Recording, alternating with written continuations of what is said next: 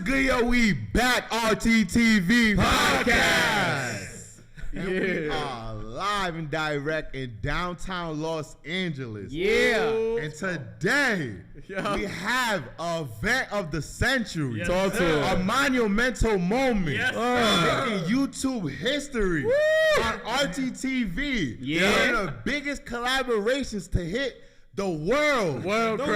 Craig. We might find the One Piece the way this is looking. Introducing the streaming king himself.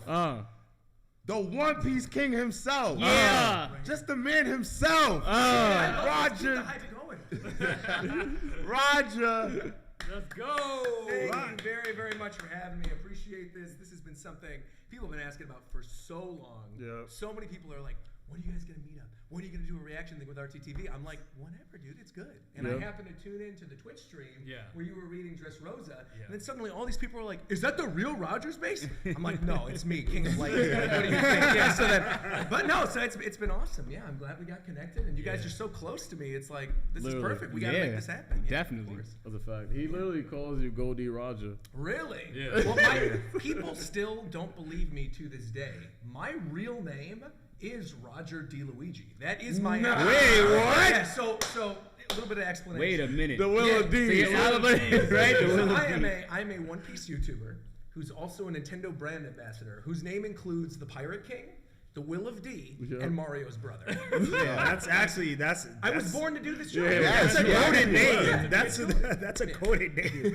He was born to go. They were like, Right. hey. I feel like this moment was just meant to happen. Like Absolutely. the stars were aligned. Like, and just that story to start off this epic podcast episode. Like, we have the real deal. It's the real him. It's not a clone guy. No, it's me. It's actually me. Yeah. But we got so much to get to, much to get to. But we want to start off here. We like to get through your backstory, find out who makes Roger, what makes Roger, like what makes, how your story began, how did you get to this point? So we'd just like to start off, where are you originally from? Sure, Chicago, Illinois. That's it. Small suburb Homewood. I loved it. And initially, I went to school for theater and English. So I thought I was going to be a theater teacher. I did not think I was going to be doing YouTube in a million years. theater teacher. Right? I do kind of seem like a theater teacher. Like with the curl in the I was going to say, I got the curls, I got the glasses, all that good stuff. But He's missing the British accent. yeah, I am missing a British accent. I could do one maybe like 2 hours into the show. We'll get some super chats and I'll do it. Bring the super chats for that. But so then basically what ended up happening was I was writing for a video game website called Gaming Vice, which focused on like the FGC, so like fighting game stuff, Smash Brothers, and I found a YouTube channel by the name of Shofu who was uploading Pokemon videos, and I was like, man, these videos are really good, let's link up. And he's out here in LA, and I'm like, dude, I really want to host your Pokemon videos on our website. If you allow us to do this, you need the mic? I was like, I could project if you need me to project. So I was like, dude, I really love your Pokemon videos. How about we link up? I link your videos on the website, and then we get you access to E3. So Shofu was like, yeah, that sounds awesome, man. Whatever, great. We link up. We stay in touch. I go through college. In college, I do a social media campaign on Twitter in like the early days of Twitter. Okay. Years ago, for this thing called Professor Layton, which is like a Nintendo DS series about like puzzle solving. Yep. So I was at E3. They announced the sequel game for that, and that's a series that like isn't super popular. It's a series that's kind of like a little more niche of Nintendo's. And so they announced the sequel, and there was like no fanfare for it. So I thought, okay, well, I'm like a Professor Layton fan. I want to get people into the series. I'm going to make a Twitter account as the professor from the game and tweet out riddles from the game. So people were interacting with it. It was getting picked up by all these websites. And then Nintendo hits me up and is like, hey, this is awesome, but like you're on all these websites. You need to shut this down. You got to reveal it's not actually Nintendo. So I'm like, no problem. I reveal the whole thing. I reveal it's not me. And then I get told by one of my buddies, who's a longtime friend of mine that's over at Nintendo, like, dude, when you graduate, apply for us because we'll hire you. So I'm like, say less. So much for the theater teacher. Just what I wanted. Exactly. So I applied for a job to be a contract product demonstrator that was in the Chicagoland area. So I was going to like Best Buys and Targets and stuff like that and demoing like DS games for kids. Sounds pretty smooth. It was awesome. It was a super fun job. I then applied for a job that was in Redmond, which is in Seattle, which is where the headquarters are. I get through the final interview and they're like, we would love to hire you, but unfortunately you don't live on the West Coast. You live in Chicago. And I'm a broke college kid. I'm like, product demonstrator money is not going to take you to the West Coast. So I'm like, I got to apply to a bunch of different places. So I apply to a bunch of different places that are on the West Coast. And then I start up this YouTube podcast with Shofu alongside, and this is how long I've been doing it, alongside the release of new characters for Smash 4. So the one that was on Wii U. So like a long time ago. Yeah. So we're doing this podcast, and over the course of it, people are like, dude, you're really fun to listen to. You should make a YouTube channel. I'm like, all right, say less. So then I make a YouTube channel, upload all this stuff. And one of the videos that I uploaded was a cover song of Let It Go from Frozen. And this was like the year that Frozen came out.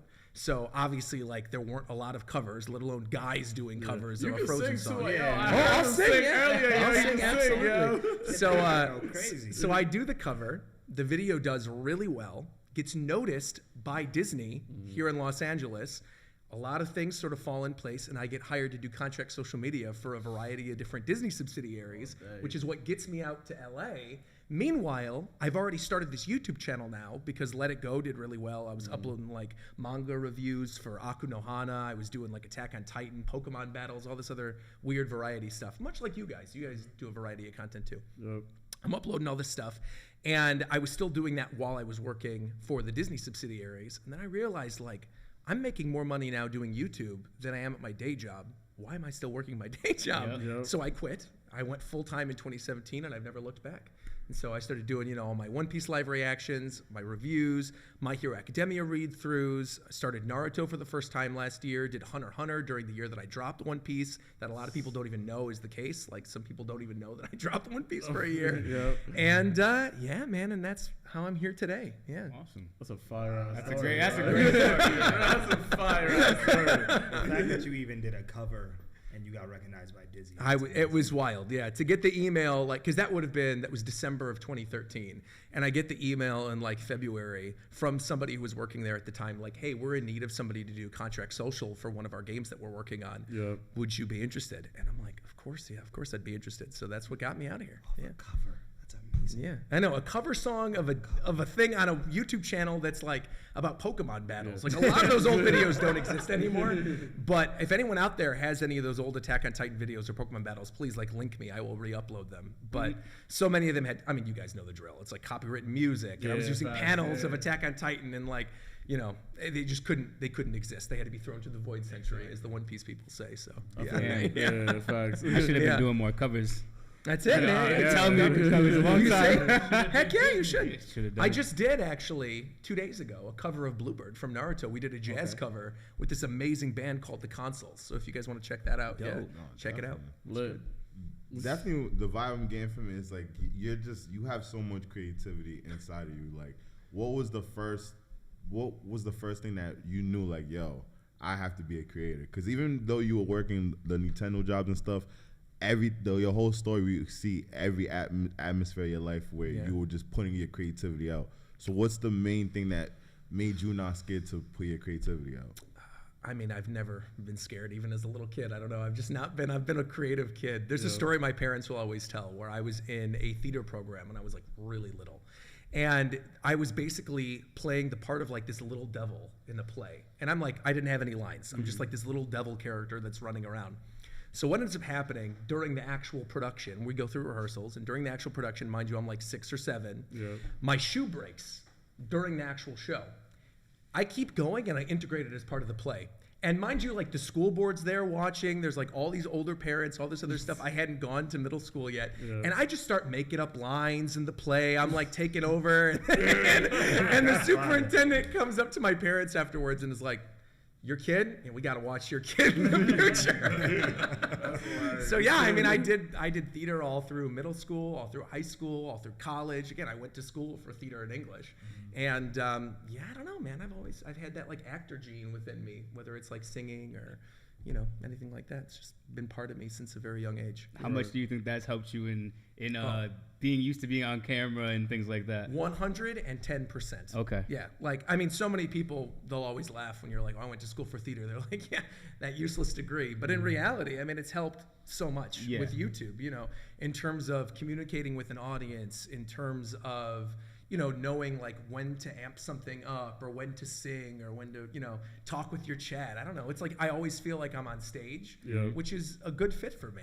I'm fine with that. Yeah, I can see that. Like Roger is definitely the same person he is on camera. 100%. Yeah. Which people are very surprised by. Like I was on a call with one of my sponsors 2 days ago, and they had never met me before, and they're like, "Oh wow, you literally are." Like you're just this energy level. How do you wake up at this? I'm like, yeah, wake up at this. I crash around 7 and then I play Elden Ring and then I go to bed at 10. So how did your love for video games come into play then? Oh man, since I was a very, very young kid. My first system, weirdly enough, was a Sega Pico. Do you even know what that is? No, I have no idea what that is. See, we're digging deep with this. So Sega Pico was an educational Sega system that came out in like 1993, 1994, and the cartridges were books. So you would put the book on the system. Look it up. You can like Google search it. You put this like book cartridge into the thing, and you turn the page, and you draw on like a pad that's on the bottom screen. Yep. And they had a whole bunch of different ports of stuff that was on Genesis and Super Nintendo. So like Lion King, Pocahontas, whatever. Yep. But they were dolled up to be like educational games. That's why you're a genius. It makes sense, bro. I solved it. Yeah, so that was my first system. And then I always like wanted a Nintendo system growing up. That was my big thing. Oh, you guys are seeing Pico. I'm like, that is a super interesting thing. This is fully an educational. Oh, 100%. I was about to say educational, but like you need some education. I was about to say educational as I'm looking at it, but this is definitely an educational looking as video game system. Wow. It is. And so I had like a bunch of different games for that. I recently brought that back from Chicago actually on my last trip from the holidays. Because it's just funny. I figured I'll do a video at some point. But then I got a N64 Christmas 1998 with Banjo-Kazooie in it. And I just fell in love with it, dude. I was like, this is the best thing ever. 1999 for Christmas, I got a Game Boy Color. 2001, I got a GameCube. And so it was like, yeah, man, I just became a Nintendo kid. And all my friends, like, also growing up played video games. So, like, one of my buddies had an Xbox. We'd go play Halo at his house. And then one of my other friends had a PlayStation, so that's where I played Kingdom Hearts for the first time. Yes, greatest game of all time. I also love it. I love it. Third one maybe not so much, but like that's fine. We could talk about that later. But the second one definitely one of the best games of all time. Agreed. Definitely. So yeah, man, I don't know. I just always loved video games, and I think so much of that also ties into like my love of anime and manga. Because I think when you look at video games and when you look at anime, everything's amped up to 11, right? You've got characters screaming, jumping all over the place, orchestral music, like the bombastic. Everything's hype at all times. And, I've just always related to that ever since I was really little. So, yeah. What was one of your favorite series of video games? I mean, where to start? I mean, I could see this could be a whole video game podcast. I know they wanted to talk about One Piece, but like, I could dive in. I'm a Nintendo brand investor for a reason. Like, I got stories. Like I said, I loved the Banjo games growing up. I've been a Pokemon fan since like forever, man. I grew up playing the TCG first, actually. I play it too. You still play it? Yeah. I'm lucky enough where Pokemon will send me the new collections basically whenever they come out with it. Like they'll do a pre-release thing. Wow. So then I like unbox them and open them up on stream and I make decks from it, which is awesome.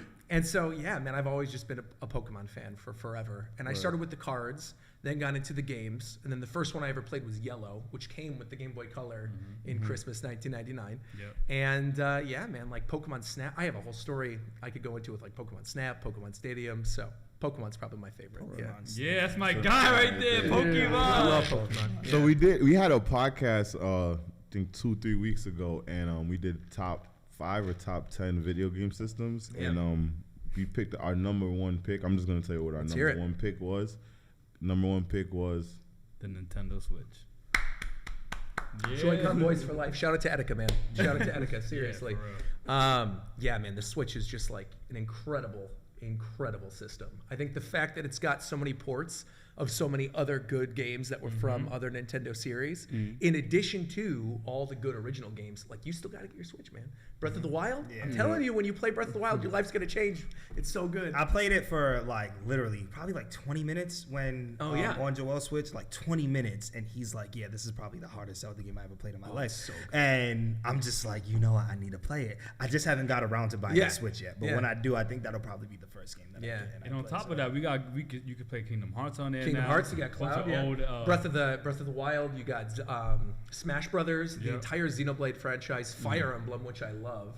And there's a game that just recently came out where if you like Final Fantasy Tactics or anything like that, it's called Triangle Strategy. I'm telling you, bro, this game is like so good. Everyone right now is talking about Elden Ring. Triangle Strategy is the wave, dude. I'm telling you. If you look up the art style, if you don't know what it looks like, it's like pixelated, but it's done in this thing called 2D HD, where the pixel art, the pixel art is actually a 3D model. And they add like bloom lighting, and it's got this amazing orchestral soundtrack. It's so good, and the story is like incredible. We streamed the whole thing on Twitch, and like I'm gonna stream more of it at some point in the future. And even though I've already beaten it, I love it that much. Yeah. So I think that's good transition is, well, me and Patrick, we've really been playing a lot of video games, and the era that we've seen other than fighting games, we've been really trying to find the perfect anime video game. And we went through a path of One Piece games. we did Burning Blood. We did My man. We did what was it? World building. World Seeker. No, we didn't do that. No, we can't do that because that one's at a certain point that we're not at right now. Because we watched One Piece Warrior 1. It was World. Because I'm like, World Seeker doesn't have anything that would be past Dressrosa. They sound like when I looked it up because I was trying to make sure we didn't get spoiled. Yeah, that's smart. Like that. No, that's smart. Yeah, they said that like if you're not. Oh, if there is, we'll play that game. Yeah, I'm like, I think you're safe playing World Seeker. I think you're safe. Yeah. And then there's Pirate Warriors, and it's like I think there's 1, 2, and then we haven't done 3 and 4 because that's right. That goes into stuff that you haven't been to yet. Yeah, exactly. Yeah. And then there was another one like Burning Red that has like Red is like the main character or something like that. You have not played the best one then. Which one? The best one is on GameCube. It's called One Piece Grand Adventure. I think. No, we did. We played it. We did. Fighting game. We have it. We have it. Okay, that game, because it's like Power Stone basically, like the old Dreamcast Power Stone game, but with the One Piece characters. Dude, that is so fun. As like a late night, have a bunch of people over, get some pizza, get some drinks, and just like out playing a game. I can see that because it was like me and you, like we played. That's all the we big. We played here. We just played right. Last Exactly. week. Yeah. That's exactly right. Oh yeah, we all played that, right? Yeah. I lost to Usopp. Yeah, we played last week. We really played that game last Dang. week. So how do you feel about anime video games? I mean, it depends. I think they're kind of hit and miss. Like they just did the Demon Slayer one that like was hyped for the first week, and then like nobody touched it again after the first week. And I feel like for me, I'd rather them not churn them out every year and really work on something like a Dragon Ball FighterZ, because that to me is like the ideal anime game. Yeah, that we've game got is like incredible combos, cool 2D art style, great music, good variety of characters. Like if we were to ever get a One Piece FighterZ, bro, it'd be over. My channel would only be a One Piece FighterZ. Like I would literally drop doing everything else. That would be so good. I don't know. I feel like there's just too many arena fighters when it comes to anime games nowadays. It's like very much the same kind of routine of, okay, you're in this. I mean, all the Naruto games are like that too. So many of the Naruto games are like these arena fighters, Demon Slayer, the My Hero games, everything. How'd you feel about Jump Force then? Jump Force, I didn't mind as much, and I certainly didn't hate it as much as everybody else, because at least it tried something different with the art style, where they made it more realistic. And also, like, there were some weird characters, like Bisky and Merowith from Hunter x Hunter. I'm like, heck yeah, those characters. That's awesome. Yeah, I'm a huge Hunter x Hunter stan. Like, I love that series, so I don't know if we're gonna talk about Hunter x Hunter at some point. Like, so good. Yeah. So, do you think that there's any anime that doesn't have a video game that deserves a video game right now? Ooh. That's a good question. Any anime that deserves a video game that doesn't currently have a video game? That's tough, man. Oh, Yu Yu Hakusho doesn't have one? No, it's better question. Or better question. We played as a Japanese one. Yeah, I was gonna say I think Yu Yu Hakusho. Or a better question, like an anime that doesn't have a fighting style video game that deserves a fighting style video game. But I think you don't think they should do like a free roam kind of anime game rather than like a fighting? They have one. They have the Dragon Ball Z Goku one is a free roam. Dragon Ball Z, they've done it well. They've done it well. I don't know. I feel like we got Genshin Impact, man. I feel like that's kind of that. I think Genshin Impact is kind of like the anime open world game that people have waited for. I mean, ideally, I would love like an open world One Piece game, right? Would be amazing. I think that would be fun. Yeah, Isn't that the new one that's coming out? Isn't it something like that? It's like an RPG. It's like a Dragon Quest game. It's not really like an open world thing. Oh, I got you. Yeah, but I mean like, specifically, I guess the game I'm thinking of is like, Wind Waker? Yeah. Wind Waker? You're on the boat.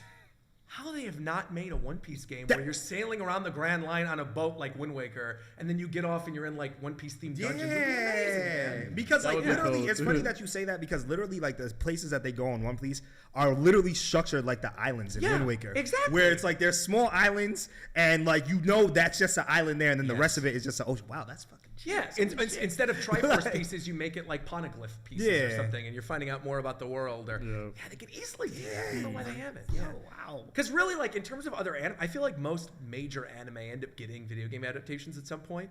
And like the other anime that I'm thinking of that don't, like I don't imagine a world in which Ranking of Kings or Spy Family would get a video game. You know what I mean? Ranking of Kings, like free roam video game would be fire. Okay.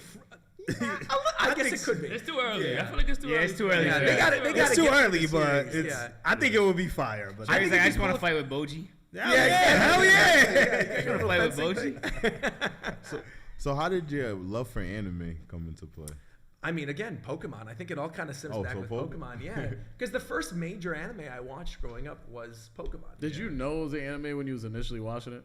Bro, absolutely not. No, I mean, like even when I was a little kid, like I think the first anime movie I ever watched was Metropolis. I don't know if you guys have ever seen this, but it was a film that was, I think, in the late 90s that was in theaters that then got a local re-release here in North America on like DVD and VHS. And I remember like vividly being homesick one day. I was like 9 or 10 or something. And my mom went to the library and got a bunch of movies for me to watch. And that was one of the movies that she got. And I remember like seeing the visuals of Metropolis and being like, this is incredible. This is like unlike anything else I've ever seen before. I love this. I need more of this. And then I think there was a realization at some point like, oh, this is like Pokemon. This is like Sailor Moon, whatever. Yep. And then I'm also sort of a weird case in which I really was more into manga than I was anime growing up. Because I was reading Shonen Jump when they had the physical North American Shonen Jumps where you would get the Yu-Gi-Oh cards. Wow. And so this is like way back in the day. And so me and my dad. How old were you at this time? I don't know, like 12 or, I mean, I was young. And we would basically go to Barnes & Noble, me and my dad, and I would go and I would look at the Shonen Jump and I'd get the Yu-Gi-Oh cards and then I would read what's going on in it. And obviously one of the series that's in Jump is One Piece. Yeah. And I remember distinctly the first chapter I ever read was Chu versus Usopp in Arlong Park. Where catch up? Versus Usopp, and I'm like, this is so bizarre and like weird, and this is unlike anything else I've ever read before. Yep. I'm interested in this. And then every month I would go to Barnes & Noble with my dad, and we would go read Shonen Jump, and I would go turn to One Piece. And I got to that chapter where Luffy, destroys Arlong Park for Nami. Yeah. And I'm like, I'm hooked. Like, so since then, yeah. Wow. Yeah, and it started with the manga for you. For me, it was like, I'm sure for most of us, it was on like 4Kids TV. Right. So we watched like in the anime version. Right. And after a while, watching like one episode a week, you know what I'm saying? A new episode every week, you kind of drop it. But the fact that you were watching it in manga form or reading it in manga form since then, that's crazy. Yeah. Oh, go ahead. Yeah. No, I was going to ask you. So I get how you got into One Piece, but what do you think it is? Because like for us, especially for me, like Joel just described, when you first watch One Piece, it's not the best anime. So what do you think it is that just keeps people wanting to come back to One Piece? Especially if for certain people, especially because the beginning of it is not that good. Right. I would say, well, I don't know. Yes and no. I think.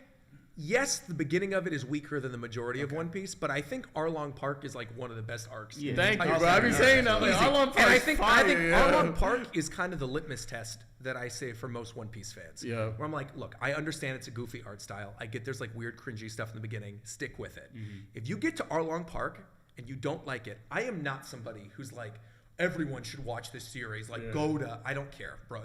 If you get to Arlong Park and you don't like it, you're not going to like One Piece. Like, just straight up, you're not going to like it. Yeah. Drop it then, because it's not for you.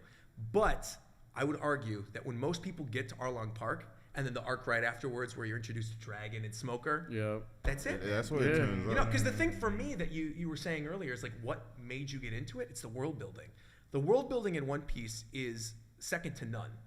Any anime series. It's like the way that Oda builds out the islands and the overall story of One Piece. Like for me personally, when we get a new story arc and they're building up these, new ideas of like, oh, there's this thing, and I'm trying to like censor myself because I don't want to spoil you guys. Yeah. But like when certain things happen at the end of certain story arcs and you find out, what it means for the world at large, that's the stuff I crave. Yeah. That's the one thing that One Piece is goated at. It's amazing. About bringing things full circle and being like, wow, what you told me in the first arc is so important to this grand story that you're building throughout this whole series. And it always happens like in between arcs. So it's like in between that arcs, always have that crazy world building, like the fight between Akainu and Aokiji. Like knowing about that. Like Laws of Warlord. Oh, man. That chapter, man. And then even seeing Aokiji after the fight. How he's just fucked up. He doesn't have his leg anymore. Like, I'm watching Film Z. I'm like, oh, wow, he did him like that? So you've watched Film Z? Yeah, we watched. Have you guys watched Film Gold yet? No. Okay. Film Z's the only one we watched. You got to remind me before we go off air. I got a surprise for you guys. So remind me. You might be the first to guess what is surprise for us, yo. This is really noticing special. I'm on RTTV, all right? Correct. This is no slouch. You guys got 1 million subscribers. You got to step your game up. Okay? I got to hockey up, man. I got to hockey up. I like that one. But going back real quick to the One Piece thing too, I think another reason I wasn't turned off of it as a kid is because I had no familiarity with the anime. Okay. Because this is something I've talked about on my channel, but like most people don't know this about me. I did not grow up watching One Piece, watching Dragon Ball, watching any of the stuff that was on Toonami. I grew up watching Adult Swim. I grew up watching Cowboy Bebop. Yeah. I grew up watching like Ghost in the Shell. And I'm like 12 or 13. Yeah. But it was the perfect thing because like I would turn it on before I go to bed, and then I would wake up in the morning and go to school or whatever, and all my friends would be talking about Naruto or Dragon Ball or whatever.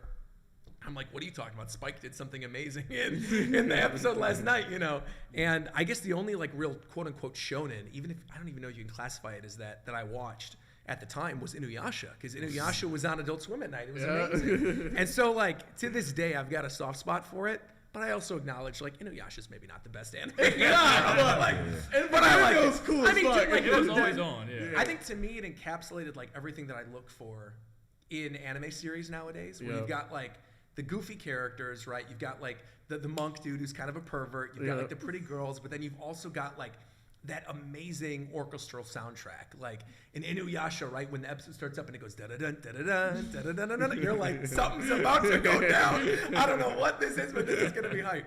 And so that was what I was used to. So when all my friends were talking about Dragon Ball, and then I would turn it on and it's them going for 20 minutes straight, I'm like, I don't get the appeal of this, And it wasn't until later in life when I caught up and like understood the series and what people really liked about it and watched like highlights of it or even Dragon Ball Abridged, when I was like, oh, this is why people like this series.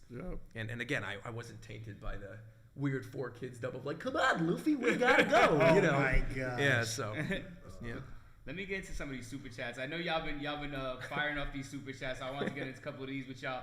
So Luffy, shout out to Luffy. Happy birthday, Luffy. Happy birthday, Luffy. Let's go. Donated $5 and said, so cool to see two of my favorite content creators collab. Roger the GOAT, Nakama. Thank you very much. Appreciate that. Thank you, Luffy. I just did the Nakama earlier, but I'll do it again for you. Nakama! Thank you. Lutic Neo donated $10 and said, dope collab here. I don't know if you remember, Roger, but I gifted you a sub when you pulled up to Wells' stream. But will Wells get an invitation to the Reverie once he catches up? 100%, but you guys got to catch up. Yeah. 100%. This is a good platform to talk about this with the Reveries and how those started and what that is for like the community. Yeah. So the Reveries, people look at this as like this like secret Illuminati of like One Piece YouTubers that we're all like, we don't talk to each other throughout the rest of the year, but then like once or twice a year we'll get together and do this like Reverie stream, and it's not that at all. Like I don't know if you guys have had any other experience with the greater One Piece community, but like so many of us are really good friends, which is unlike a lot of other anime communities that I think are on here too. There's a lot of toxicity in some of them, but One Piece is super welcoming. But we haven't done a mainline Reverie stream for a very, very long time. We have not done one, I think, since the first part of the current story arc that's been going on since 2018. Dang, so it's been a while, it's because then COVID happened and there's a whole bunch of stuff, so we didn't get around to doing one. But we do plan on doing another major one at some point in the future. But until then, we're doing like these little mini reveries on each of our own channels where we're inviting some people like 4 or 5 at a time to talk about a topic. And yeah, it's been working out a lot of fun. That's it's been great. Hilarious because we just Fujitaro was just bringing up the referee to there you go. Flamingo and stuff like that. The fact you're talking about a real life referee. Oh yeah, we do real life referees. That's fire. Yeah, of course you guys get an invitation, no doubt about it. Yeah, especially because you're so close. I won't say where we live in LA, but like regardless, you guys are very very close. You're in my town, so like we could do some IRL stuff for sure. It'll be fun. For sure. Yeah.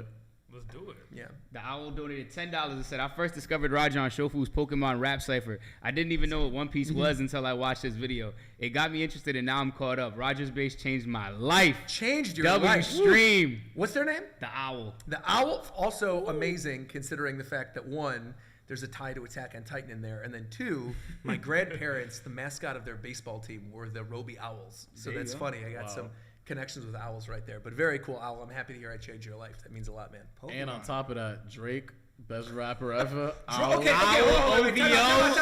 Man. We got to talk about this. I know this is completely unrelated to One Piece. Drake is holding the W for what he just did the other day on Instagram. Oh yeah. He's the petty king. Best W I've ever seen. That is the dirtiest thing. So, okay, for anybody who doesn't know what we're talking about, this guy decided to troll Drake in his comment section. Saying like he has a ghostwriter and all this stuff is trash or whatever. So Drake goes on this guy's Instagram page, finds the profile of his wife, follows his wife and DMs her on Instagram, and this guy's wife follows him back and they have this whole conversation. And now the guy is like malding and super angry about Drake being like, I can't believe that he followed her back. Like, and then she followed him back. And then she posted up a thing on Reddit saying like, oh yeah, me and my husband have had this like loving relationship for all these years. And now we're at this point where like, he wants me to unfollow Drake, but I don't want to unfollow him because it's cool to be followed by Drake. Hurts. So like Drake is holding a massive W right now. So like, I didn't even know about this at all. It's funny about that. Oh, you didn't know that? I didn't know nothing about this. It's funny about that situation because even looking at comments, when people say certain things, you'll ignore it. But it's a simple fact that he said something about his son. Right. That's when it's like. That's when it got elevated. There's a certain boundary you cross. And if I see that, then we gotta have to get into some basic shit. So like, I don't even blame Drake for doing that. No. I don't blame Drake for doing that. And if the dude is mad, maybe you shouldn't talk about somebody else's son, sir. 100%. Yeah. Wait, listen. Talk shit, get hit. That's it. If Drake DMs my wife, let me give you some excitement, and she answers, "Oh, it's done, baby girl. No. Ain't no OVO over here. Don't show my wife a good time. I know how you get down, Drake. Nah." I still think that's amazing, man. I can't get over the fact that he did that, but that's it was hilarious. Also super funny to me. I don't know. Petty king for real. Petty king, absolutely. We got Eyelash that donated $20. Robert Bates been one of my favorites for almost more than 6 years. Please politely school Rob to respect Zorro. Okay, so I know people have been waiting for this opportunity for me to talk about the willpower valedictorian alumni Zorro. So let's talk about this. All right, so Rob, let's talk about this. Let's talk about this. Where do you want to start with the Zorro conversation? Because I also want to lead this off. I think a lot of people in here are expecting that we're going to have some big debate about Zorro and how much I love Zorro and you hate Zorro. I think we're both kind of in the middle. I actually don't think you really hate him, and I don't particularly love him. So I think there's this middle ground that we can come to via conversation where you at least like him and respect him. So why do I hate him? Let's hear this. I just want to make this very clear. I hate Zorro. I hate Zorro. There's no middle ground. And I'm just gonna, before I go, please just let me just. Go ahead. Please say your piece. I won't even look at you. I won't even look at you. I'm gonna make this the quickest example ever. Okay. Too cool for school. Nothing happened. You should have said what happened. And I feel like he should be more vocal. I feel like, believe it or not, I feel like Zorro's vocals meaning like his dialogue is not really much. It's very bland, if you get what I'm saying. It's like Zorro doesn't have meaningful lines. Like, it's nothing that, like, let's just be honest. Like, nothing happened. He didn't really say nothing. That's what, like, and I like my characters with dialogue. You see Luffy's jolliful. You see Usopp, the clumsy one. Chopper, the good-hearted one. Everyone has a song of dialogue where Zorro's just, I'm too cool. I'm angry. I'm always lost. And he is always lost. I'll give you that. Yeah, he's always lost for directions. And it's like, he's always with his back turned. Like, it's weird. Like, you know what I'm saying? He's always standing with his back turned and stuff. It's like, yo, stand straight. Look where everyone's looking at. Like, look at the camera. Like, Stop turning around. Like, you don't see all his pictures. He's like this, like this. Everyone's standing. He's just looking the other way, or like always his arms aren't always crossed. That's body language not welcoming. He's not a welcoming person. He's not a welcoming person, yeah. But I mean, don't you like that aspect of his character? The fact that he's like a cool kind of. Do you like Levi from Attack on Titan? I love Levi. Then why do you not like Levi? Levi is literally the Zorro of Attack on Titan. No. That's one of the biggest blasphemies I've ever heard. Absolutely blasphemy. Not. Absolutely Levi is a leader. That's one. Right. Zorro of who? Well, I don't want to get into spoilers. Okay. But I mean, you're going to get to a point where you're eventually going to realize, like, oh. so unless I'm certainly not going to be the one to spoil you guys on that. But there is a massive thing you should look forward to coming up with Zorro. Man, I've been telling this dude he's a vice captain. He doesn't believe me. Yeah. But also, like, even with the knowledge you know now, Zorro's a supernova. He's one of two of the supernovas that's a vice captain of a crew. So already he's got some type of notoriety there, right? Yeah. He's already elevated above a lot of other characters that are there. The only other one that's a vice captain is Killer, right? With Kid. On the topic of the nothing happened thing, you not liking that is he should have told him blasphemous. He should have told. He should have told Luffy because Luffy could prevent from being reckless, going out and fighting, getting hurt. It could be where, all right, wait, if I fight and I get hurt, one of my team members could feel that pain, so I'm not the only one that's gonna endure that. So it's like, you don't think you telling Luffy that would make Luffy move more strategically? And I feel like Luffy moving more strategically would have led to Marineford, where Ace wouldn't have gotten killed if Luffy wasn't fighting so recklessly and stuff. I feel like he would have moved. Your mental gymnastics are that at some point, because Zorro did not tell Luffy that anything happened, that's what got Ace killed. I'm saying, yeah. No, it's not even. I mean it. I really sat down. Very I literally sat down and like really like thought like because a lot of if you remember Marineford, a lot of the conflict, like I don't know, like best way. It was a reckless fighting. It was done in Marineford. And I feel like if Luffy knew what happened and nothing happened scenario, he would have had a better strategy going in for Marineford, which could have led to Ace being alive. Because remember, Akainu was attacking Luffy.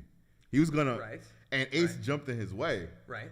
So you know what I'm saying? If Luffy going in thinking he's unbeatable or he could survive anything, I think he would have fought smarter, and I don't think in that scenario where Akainu was gonna attack him, that Ace wouldn't have to have jumped in to get an attack. I kind of get the connection. As skewed as it is, I do understand. Very skewed. But then, like, there's a bunch of stuff to break down there. First off, Luffy was just dealing with Moria, right? And all the other stuff that was happening on Thriller Bark. They were getting the new crew member. They were getting Brook, right? There's a lot of other stuff that was going on. Kuma coming into Thriller Bark and, doing this whole thing, taking the pain out and then giving it to Zorro, and Zorro taking on that pain for himself. Yeah. He understood that Luffy is meant for greater things. And had that been portrayed to him in that way, I don't necessarily think anything would have changed. I think like they still would have been separated at Sabaody Archipelago, right? Like, I think we agree on that Kuma still would have separated Luffy and Zorro and the rest of them at Sabaody. Okay, so if we agree on that, and Zorro's not present in Marineford, I don't think it really changes anything. But I think I could totally get where you're coming from if Zorro was in Marineford and said, Luffy, I need to tell you something, and then explained the stuff that happened in Thriller Bark. I think that legitimately I could see you having like some type of connection there. But Zorro not being present in Marineford, the connection is just like, it's bizarre to me. It's not, because you got to think about it. Luffy, the reason why I'm saying that is because Luffy woke up the way he got beaten up that time when Zorro took that. He woke up healthy, good. Like, wait, nothing happened. I'm good with it. Everybody else is good. He didn't even think twice about what really occurred in that scenario. What really occurred in that scenario is, died. You almost died. Right. You don't even know that you almost died. Right. So I'm saying, for me, this is a prediction too. I'm believing. I think Luffy is gonna fight as reckless as he has because he doesn't know there's a chance or opportunity that the effects could hurt him, and I don't think he cares about that. But there's a time where your crew cares about you so much that they'll try to take your pain, literally take the pain out of you and put it in them. And I feel like if he knows that, he will move smarter the way he fights and stuff, because even if I'm unconscious, I could take the pain, but I wouldn't want someone else to endure that pain. And I feel like that's why he would have fought smarter, because right after that, he just went straight into Marine. Can I stop you real quick, though? You just said something that I think like should make everything click, where you said, I don't think anyone else should endure that pain. And I think Zorro knew that had he told Luffy that, right, that Luffy would never be able to forgive himself. And more so, especially if your whole thing is willpower, right? No, but I'm saying, no, but this is legitimate. No, okay. So I think the best thing you ever said was that you said Rob uses mental gymnastics. Oh, I got more of them in the back. You know how many times I'm gonna throw that at Rob in my life? All right, keep going your mental gymnastics, bro. Okay, so Luffy's whole thing, right, is he's kind of bullheaded, right? Luffy doesn't listen to reason, and I think even if he was told that was the situation, he would have been reckless and done it anyway. Facts. And there's multiple, absolutely, because and if you disagree, you are not gonna like stuff coming up in One Piece. I'm just gonna tell you that right now. Like, if you don't like the recklessness, Luffy is gonna no. I didn't say. Okay. I said I like his recklessness, but I'm saying in that moment, people were like, "Why did you take it that way?" Sure, and that's why I took it that way, because I felt like, like I would want, like I feel like if Patrick was Luffy and Patrick was wilding like that, doing wild attacks and stuff, and I took his pain, I'm gonna let him know, like, yo, bro, just let you know. I hate that for you, so move a little smarter next time.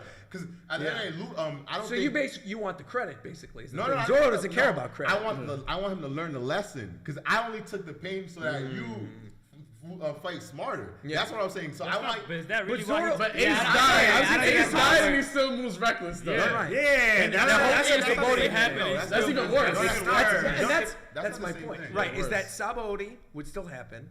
They would still be separated. Amazon Lily impel down Marineford, and everything moving forward would still happen in the same way, whether or not Zorro told Luffy. Yeah. But you don't think so? To hold that against Zorro, that he didn't tell him when it literally does not affect the story whatsoever, is cap of the high I feel like it does, though. Because I think we cannot. Because I think we both feel like you think if Luffy heard that, he wouldn't take it. He would feel sad or he would feel bad. I feel like Luffy would take it like, oh, I gotta fight smarter. I feel like he would take it and it would improve. And I only bring up Marine 4 because right after, to me, watching Marine 4, and you've watched it more recently than me too. Yeah, and I watched it again recently too. Right. And watching it again, I'm like, yo, even playing Burning Blood, we've seen it. Yeah. Luffy was fighting so like he was just jumping like and that's why I feel like even in that scene where Ace really wasn't gonna get killed. Akainu was gonna kill Luffy, and Ace jumped, and that's why I'm thinking that's the recklessness that I'm saying that Luffy and then I'm saying that just happened to someone you care about so much, because you guys say Zorro's the way it portrays Zorro's pretty much his brother in the beginning, right? So I feel like your brother took that pain just like Ace took that pain for you, and I think that lesson could have been learned. That's all I'm saying. Okay, I feel like but I also sorry not to cut you off. Go ahead. But with Ace, I think that also goes back to what I'm saying before too, is that Ace was gonna die regardless anyway. The second, feel like that? 100%. Yeah. Because Ace, I was about to bring it up. Like, he died because remember, not Bladebeard. This dude talking shit about Akainu was talking exactly shit about Whitebeard. About Whitebeard. Right. What happened? That's the whole thing. Right. So yeah. So to reiterate. Akainu was talking bad about Whitebeard. Yeah. And then obviously the whole thing was happening with Luffy, and Ace jumps in the way to go fight him. He runs because remember they were going to escape. They're like, we're good, we're free. And then Ace is stupid and was reckless and was like, no, I got to fight Akainu. I got to fight because he was talking about him. He was roasting him. He was he can't back down from him. He's like, I can't do this. I can't back down from a fight. I got to fight him. Yeah. And then he ends up dying. Like, to me, this is super blasphemous in the community, and I probably get hated more for this than you get hated for your Zorro take. I don't really like Ace, and I've never really liked Ace for that very reason. Because I feel like he made everything 10 times more difficult. We came here to get you, we got you, and you won't leave. Right. Yeah, that's crazy. Exactly. So that's why you can't blame Luffy. And then I also think that with Luffy and you can't blame Luffy, you can't blame Zorro. If I'm going after my brother, if you want to see reckless me, I have a card. I have a card. My brother's life is dwindling in this card. I'm gonna jump over hell itself. Like I'll fight the devil today. Like, that's the thing too. Zorro, oh, wait a minute. Zorro took pain. No. Let me think about this. That's the thing too. Nah, I don't think that's ever going to happen. That's the thing too. Like when it comes to a family member, like, and you hear that they're about to get killed. Yeah. Like in all reality, like everything just shuts off. Like if you could do anything to protect that family member, right? Nothing you're telling me matters at this point. So even if he was to say something, I think it's also the simple fact that Ace is about to get killed. I have to go rescue Ace. Fuck anything that you guys have to tell me right now. Right. I don't give a damn. Right. Like I'm going to rescue my brother, whether I have to die for this shit or not. Like. That's pretty much what it is. But I do. Now that you've talked about your points, I do understand what you mean by like the idea that he'd be fighting smarter. But then you also got to remember this is Luffy, right? Yeah. Luffy is very smart when it comes to like the way that he battles, but he's otherwise not the brightest bulb in the candelabra. Yeah. You know what I mean? Like he's kind of goofy, and kind of dumb in certain situations. He's smart when he needs to be, right? And I don't necessarily think that knowing that about Zorro would have changed anything. Yeah, because even going back, if I remember this correctly, when he lost everybody at Sabaody, he didn't necessarily think they were alive. He thought they were all kind of dead. Yeah, you know what I'm saying? When they got separated, he doesn't know where they are. Yeah. Exactly. He got consulted by Jinbei, and he's still, to this day, in Dressrosa, just as reckless, bro. Yeah. You know what I'm saying? Yeah. So regardless of all the lessons he learned, he's still going to be the same. But don't you feel like that? Yeah. Don't you feel like that part, the way we all take that part, well, you guys take that part, the One Piece community took the nothing happened. The way everyone's like, just standing there, blood, just looking, trying to be all cool and stuff. You're telling me Luffy seen that image? Like we all seen it. Like we all had the reaction. Of course. Like even Sanji had that reaction. You honestly tell me they don't think it's a chance. 10%. Bro, he saw Ace die in front of him, bro, and he's still the same. I feel the reason why I'm saying it's different is because he literally took the pain out of that's not literally Luffy Ace taking Luffy. You know what I'm saying? Like literally taking pain. That's the only reason I'm saying. This is my god. I wish I could talk about stuff that's gonna happen. Oh, we're gonna have so much podcasts. Because when you guys get to where the story is now, there were so many things that were, because I understand the frustration. I'm telling you I do. Because there's so many things that will end up happening in the story that made me very much feel like how you feel. Where I'm like, this is really how this is going to be resolved. Like this thing.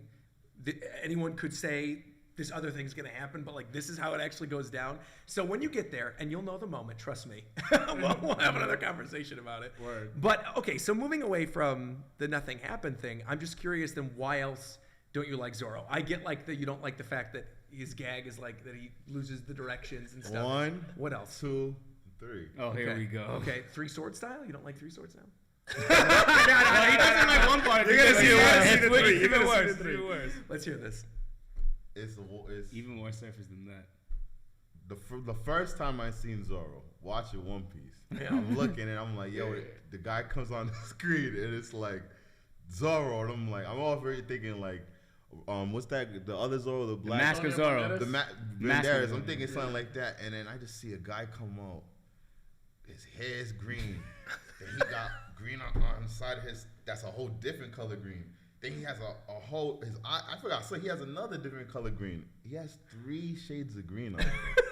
He does. 3 shades of green. Green is one of the best colors. I'm drinking a green but 3. You don't matcha have right now. That's it's almost like I knew I was coming to talk about Zorro and I got this green Starbucks. Exactly. That's almost like I did that. Right Yeah. there, That's observation hockey. Exactly right. 3 shades. And in the main. So you don't like him because he's green. So what you're telling me is you're racist. His color. No, his So what you're telling me is you're racist. No. That's why I made it class. I said his fabric. Yo, shout out to JD. You're colorist. He will understand. He will understand. Colorist. He's colorist. He's colorist. We don't condone But seriously though, like that Yeah. is that's a part, but it's not. It's like icing on the cake. It's not the main thing. The real reason why is because he really does remind me of the type of anime characters I don't like. But you like Levi. But I don't. I really like. That's a whole other conversation. It's not. It's not at all. Levi is. You like both of them. You think they're the same? Yeah, I love them both because of that reason. I like Vegeta, I like Bakugo, I like Levi. 100%. You know what I'm saying? All those people but Levi. Yeah. Because they all have those similar personalities. I mean, don't like that type. okay, but like this is coming from somebody who I mentioned this earlier. Yep. My YouTube channel started with Attack on Titan reviews and not One Piece reviews. I've been a fan of Attack on Titan, like in terms of talking about it analytically more than I have been for One Piece. I might have been reading One Piece since I was a little kid, but like Attack on Titan, I've been in the weeds, okay? Yep. Levi is one of my top 10 favorite anime characters, period. I love him. But his trope, his cool demeanor, always under pressure, needing to step up for everybody else, whether it's like him in the Survey Corps or for the rest of the Straw Hats, like they are very much one and the same. Like the way that Levi thinks of and talks of Erwin is very much in the same way that Zorro talks about Luffy. I just think the part I got up to maybe because where we came up to is not. I don't believe where we're at that the way Levi is with Erwin, the way Levi. Where are you right now in Attack on Titan? No, we're done. You're done with it. Okay. Oh, not the manga. Though. But you're waiting for the anime. Okay. Yeah, I'm done with the manga. Yeah, right. Yeah.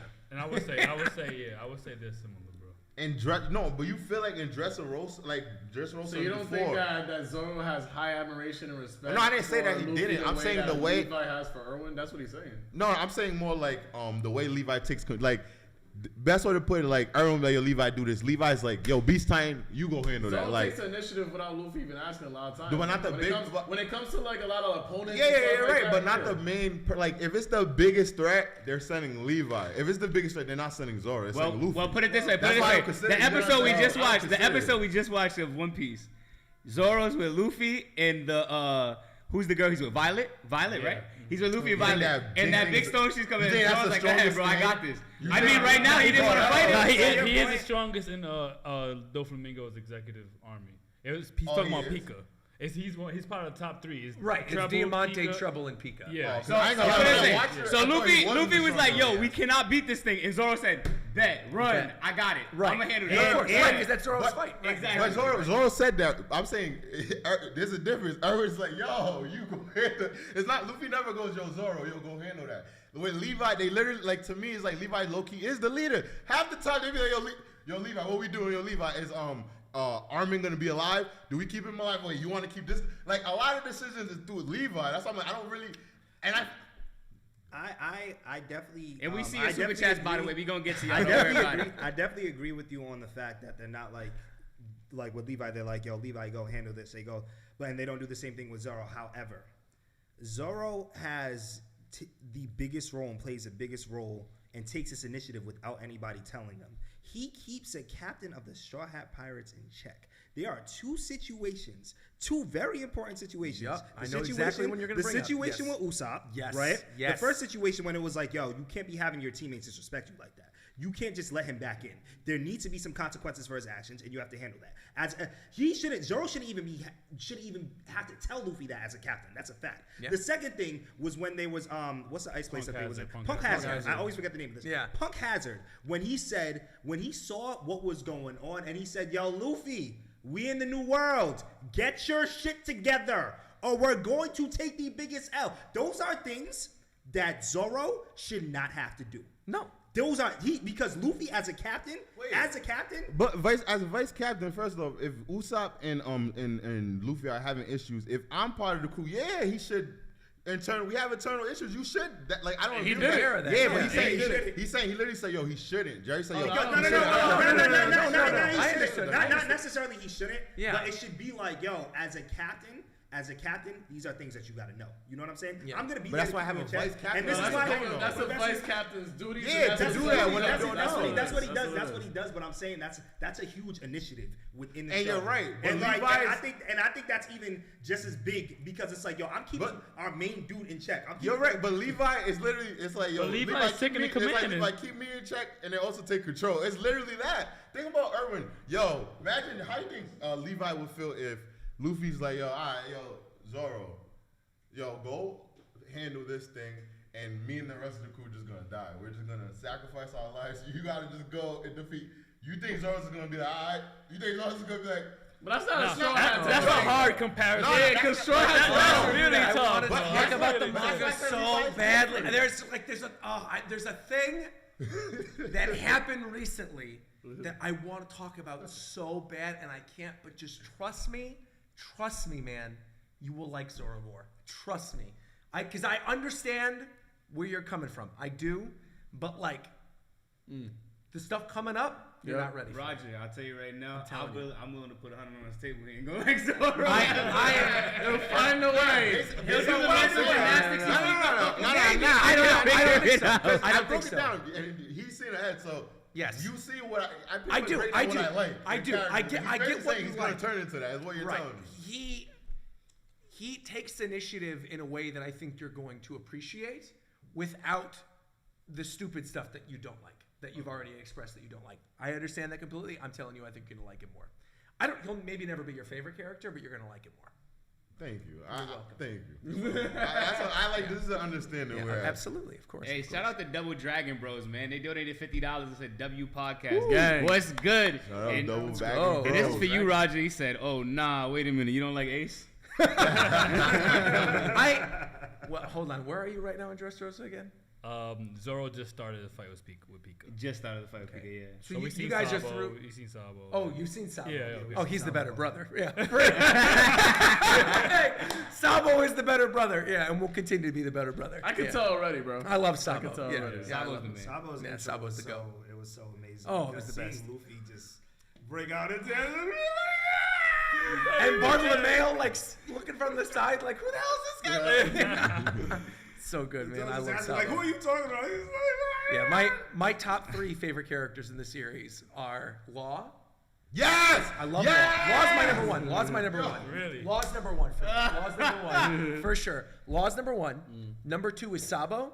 Number 3 is a character you guys are going to meet in the next story arc. Okay. But he's not like a major character. He's a weird side character that just became a meme in my channel, who I absolutely love. Yeah. Okay. Word. I just have to say, I'm gonna make this announcement. This is a big day, and I really don't want to get a lot of people mad, but this is coming from my heart, and I have to make this announcement. Let's hear it. But officially, Law is officially my number 1 favorite character from One Piece. Why would that get people mad?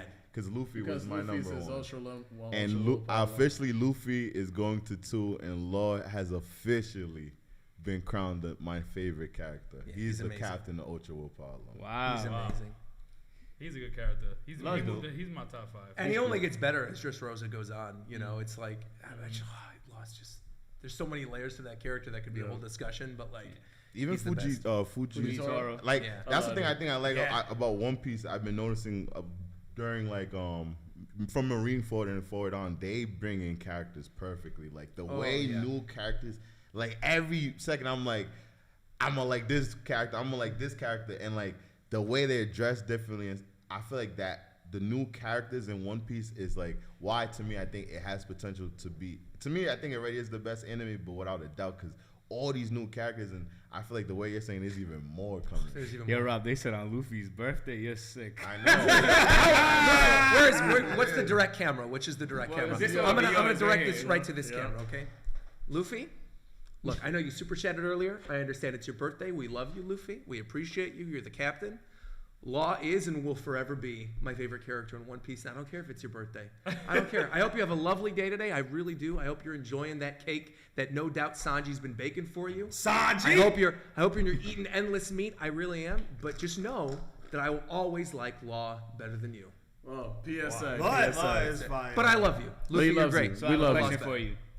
How would you rank the Straw Hat Pirates? Let's do this. Let's do this. Come on, that's a great question. Let's do it. All right. I need to know if I'm gonna be sick or not. No, I think you will. I think hearing his top. No, just say it. Yeah, I'd rather just hear it. All right. I have to think about them. I can say safely, top 2 for me. I'm gonna be Sanji and Robin. Let's go! Sanji and Robin. Sanji? Robin. Not Thirstmaster Flag. Sanji. Not Nosebleeds McGee. And then I would say Zorro. Yeah, he made top 3 though. Then I would say Luffy. So hold on, let's see. Sanji, Robin, Zorro, Luffy. This is gonna be a weird one. Frankie.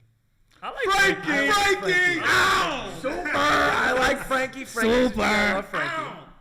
Then, all right, who we got left? We got Usopp, Nami, Chopper, and Brooke, right? Yeah. Mm-hmm.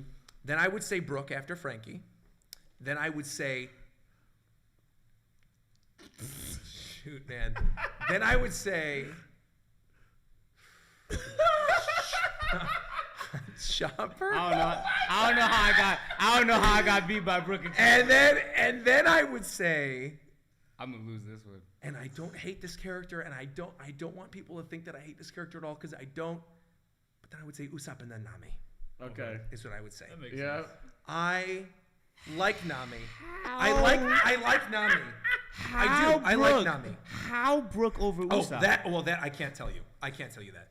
But there is something that's going to happen with Brooke where you're going to be like, because I'm just watching it, and I'm like, where we're at right now, yeah. I'm like, yeah, Brooke ain't shit. Could you tell us? Okay, so no, I don't. The chat will slaughter me, eviscerate me, annihilate me, and throw my body in a dumpster if I tell you what's going to happen in the next story arc with Brooke. I will not. No. That's what okay. I'm not doing that. Ask you if you could tell us.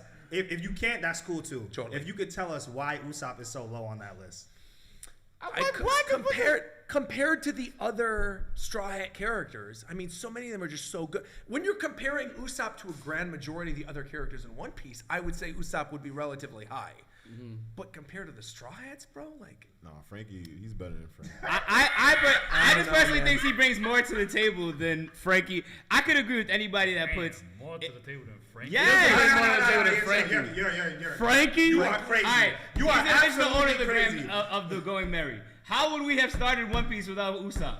Well, I'm not saying you wouldn't start. You were asking me who my favorite character. No, I feel you. Yeah, I'm like. I was just saying I think he's more important than those characters. I get what you're saying. I get what you're saying. I get what you're saying. There's no doubt that Usopp's more important because he's a cool vibe. All right, fair enough. Let's rank the most important. I was gonna say. Well, the number one is Luffy, obviously. Okay. Then it would go Zorro. No, Nami. Nami is if without her, then Nami.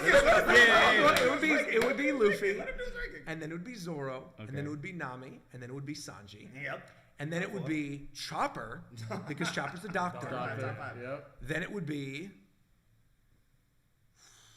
How did I do? This is by importance, right? So Luffy, Zorro, Nami, Sanji, Chopper. Sanji and Chopper, honestly, you could switch either of them because I think obviously a doctor's important, but feeding them is important too. Yeah, facts.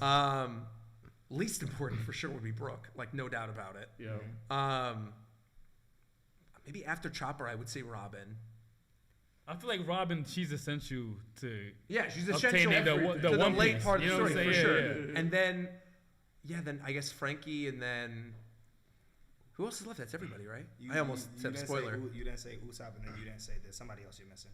I'm missing somebody else. I said Robin already. No, he said Brooke. He said Brooke is last. last. Brooke would be last. So then it's Usopp will still be second to last. Usopp is still second to last. Right, because he's a sniper. Like what? Okay. Yeah. Like what? you don't feel like I could go on the dark web and find 5 snipers. That's fine. But you don't feel like wait a minute. Roger Banks. Yo, the heart and soul. They don't love the heart and soul of the Straw Hats. The heart and soul, ooh. Golly. You're the friggin' man. I'm not saying that I dislike Usopp. I'm shocked, honestly, that you guys are more hung up on me putting Usopp low than you are with Nami being low. I'm shocked by that. I'm actually Nami's number two. Nami's number 2. She could be number 1. She's the navigator, the captain of by importance, she's very high up there, for sure. You can't. But Usopp, she couldn't fight. Usopp made a weapon. For screw fighting, the main thing is navigating. That's the most important thing. Okay, I can go online and find a GPS. I can get 5 people to navigate. You're not gonna have GPS in one. Well, I can find people to navigate for me. No, just as much not like you think it's easier to find a sniper than a navigator? She's It's definitely easier to find it. Yes. Wait. He's saying Whoa. It's waiting. Whoa. I just heard 3 different things. First off, did you just say, in a tone in which it would be wrong to say that it would be easier to find a navigator than a sniper? Is that what you just said? The caliber of sniper in which you find an Usopp, correct. But what do you need that more on your ship, though? I mean, clearly you need a navigator, but doesn't I guess the Frankie best thing that we've seen so far. Yasop even. Like, Yasop exists. Usopp's father. Yeah. There's all these other snipers you could get in the world that could fight from a range. But you can't find somebody that's going to write a map like Nami. Yeah. Especially the weather that's like. And I'm not saying that as a slight against Usopp. That's crazy, I love bro. Usopp. Like, but I'm Zoro. Explain to me how she's more important than Zoro, because he's the strong fighting cool. Guys. But I said important. Zoro's more important than Nami. Yeah, because she literally I couldn't even put. If you said she was 1 over Luffy, I would even let it slide for some people. She's top 3 for sure in terms of importance, without a doubt. Yeah, she's top 3. But you don't think she's top 2? I mean, I said what I said. No, I just want to watch. but why? Like if you was Luffy and you was building the Straw Hats and you only could pick 3 of the Straw Hats to help you. So, okay, I get you. If I'm Luffy and I have the run of his crew and I say, okay, 3 of them I could take me to the end of the Grand Line. And you could fight. Okay, 100% Robin, 120 billion% Robin, because she could read the poneglyphs. Exactly. I mean, that's like crucially important. Reading the poneglyphs, you're taking Robin, and Robin's better than Nami. I'm sorry, it is what it is. That's a fact. Number 2, and also, I feel like Robin wouldn't have an OnlyFans. I think Nami would. That's all right. So that's a fact. That's a fact. We've had this argument though. Yes. Nothing wrong with it. I'm saying we can't let that. We can't let that slide. I'm not saying Robin. We can't let that slide. I think Robin would be slightly more loyal than Nami. You really think she would have an own? Like, I can't let that one slide. 100%. You honestly think Of course, bro. She's Nami- Of course she'd have OnlyFans. over Nami would have an OnlyFans? Nami, Yeah, 100%. Nami has, and I mean, Robin has like 4 arms. You the one saying like, Yeah, but Robin is. Yeah, but Robin's not greedy. She couldn't have one. Nami, I think she would have it more Nami before is a her. girl. Nah, Robin she wouldn't. is woman. There's Yeah. a difference. Woman. Let me be a woman. Hey, So Robin would be 1 for sure. I'm taking Sanji, bro. I don't care. I don't care what anybody says, bro. I love Sanji. Sanji be able to cook. I'm taking Sanji. And honestly, like real talk, for as much as we were arguing about Zorro, dude, there's like 100 other awesome fighters that are in the One Piece world that I would be like, I would take on my crew and find later on. I wouldn't take Zorro. I would take Chopper. Because and let me explain why. Chopper, let me explain. Chopper's whole dream, right, is to be able to cure any illness, right? So looking long term in the world of One Piece, what does that mean, right? What's been foreshadowed where you are right now? Luffy has been through a lot. True. Luffy was poisoned. Didn't he give him half his life at Impel Down? That's what I'm saying. Ivankov did the hormones and stuff. All this stuff. So he's been through a lot. Roger, we still don't know in the story what illness he died of, right? He died of some mysterious illness. Who's to say that late into the story, Luffy ends up getting the same illness? You know why Luffy's not going to die? Because he's got Chopper. Because Chopper's dream is to cure any illness. He's literally written in the story for that exact reason. So if you write in a character that's going to be the best his dream is to be the best doctor and cure any illness, you know damn well that character is going to cure any illness by the end of the story. And if that's the case, even if I was to be like, I'm taking Law for my crew, well, Law's a 2-for-1 deal. Law's an awesome fighter. It's up there with like a Zorro type character, but also a really good doctor. And I'm somebody who, I get freaked out by health stuff a lot. I'm always scared that I'm dying of whatever. I can have a cold and I'm like, I'm dead. This is the end for me. So like for me, MD, it'll tell you. Exactly. So it wouldn't hurt to have 2 doctors on the crew for me. So I would go grab Law and I would get Chopper. But I definitely agree with this just because like from a perspective, because like I feel like when you go into it, when you think Chopper, you think, well, like Chopper probably gets annoying, especially right now. Chopper is really annoying right now. But like, and you think of like people that could fight and some of the strongest warriors. But like when you put it in that perspective of everything that you would need in order to get to One Piece, it would make sense. You need food. You need food. Somebody who's going to be able to read things. You could find a navigator. I wasn't saying that a navigator wasn't replaceable. You could find another navigator. You're just not going to find one as good as Nami, But where's Luffy going to go if we had a Davy Back fight and I took Robin, Sanji, and Chopper, bro, it's done. Luffy's not going to become Pirate King. Straight up. If you take those 3 characters, he's not becoming Pirate King. Full stop. I still think with Sanji though, you get the chef, so you get the food, and then you also get great fighting. And you get a fighter. That's what I'm saying. The best characters you can grab are hybrid. And people forget this about Robin. Robin's whole thing, when she joins the crew, they're like, what's your specialty? And she does that thing where she sits like this and she's like, assassination. And it doesn't come up very frequently, but you got to remember, she will kill for you. Yeah, and we've seen she will kill for you. She's actually caught a lot of bodies. I'm pretty sure a lot of times she killed a lot of she killed a lot of people. Honestly, Oda nerfs her powers a lot when you think about what she can actually do. Because at any point in any fight ever, she can sprout 2 hands on your neck and snap your neck instantly. So, like, obviously he doesn't have her do that all the time because there would be no One Piece fights.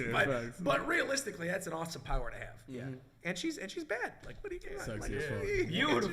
And do you feel like with the Chopper character, because the way you broke that down with Chopper, I never like thought of it like that. And the recent episodes that we've been getting into, I've been really becoming less of a fan of Chopper. I understand because that. I feel like Chopper, his abilities to fight is so good, and it was in the beginning. Prior, we were seeing him help out more. You seen him lose control with that beast, but still trying to help. But I feel like now he's falling more back, being more like not a fighter character. Yeah. So do you think it's because of the goal of him becoming a doctor? Do you think that is affecting it? Yes and no. I don't know. I feel like One Piece has a lot of characters, right?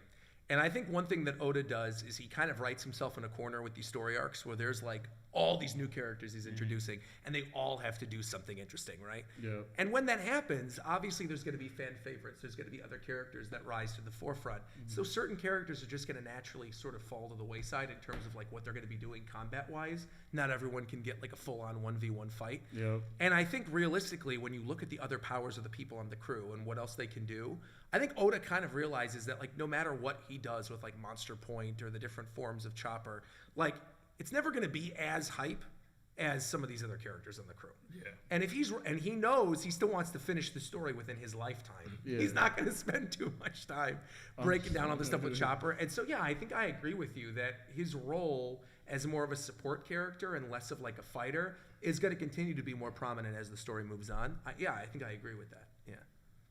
But I still love Chopper, man. I do. I think Chopper gets a bad rap. Yeah. Yo, this is the coolest guy ever. I just want to let you know he made 3 lists, and in all 3 of those lists, Sanji was top 5. I just want to make sure. I love Sanji. I just want to make sure you guys. And Law was number all 3 1. of them. Law is number 1 free. Yes. All three of those lists. Sanji was top 5. Top 5 Sanji, the finesse of the fly dresser. Come on, man. Yeah, because if I'm thinking about my top 5 favorite characters, I would say Law, Sabo, Blank, Sanji, and Blank. Yo, Blank is fire. Blank and Blank on fire. Blank and Blank. When you get to Blank and I don't know if you're gonna have the same rate. I don't know if this. I'm gonna word it like this. There's a character that gets introduced during not the next story arc, though I do love a character there too, but the story arc after the next story arc. There's a character that ends up getting introduced in that arc that when he was released, with what was going on in the world, it was a funny character for them to introduce. Yeah. Now, I don't know if it's going to hit as much, but this character is still, like, amazing for as goofy and weird as this character is. I know chat knows who I'm talking about. Like, if you watch my channel, you know who I'm talking about. Yeah. You know? But I love that character, and I think there's so many side characters in One Piece. Like small side characters that don't really get a chance to shine. No, it's not Buggy. I like Buggy. I love Buggy. Buggy's great. Buggy's great. Everybody loves Buggy. But Yeah. like, it's not Buggy that I'm talking about. But he's a goofy character that ends up being crucially important to the story. And I already liked him before this massive story revelation. But when he does this thing, everybody loved this character. Okay. Especially Luffy fans. Luffy fans like adore this character for something he does later on. So you gotta be excited for One Piece. You should be, man. Bro. This upcoming story arc, and again, the one you're starting is like one of my all-time favorites. Like one of my all-time favorites. And the one afterwards, I have a lot of problems with, and we'll talk about that when you're caught up. But it has some of my favorite moments in the entire series in it. Like the entire series. Yeah, I hear the most recent episode made a lot of people cry. Oh, dude. Yeah, you mean the most recent episode of One Piece? Yeah. Oh, I almost cried twice. Yeah.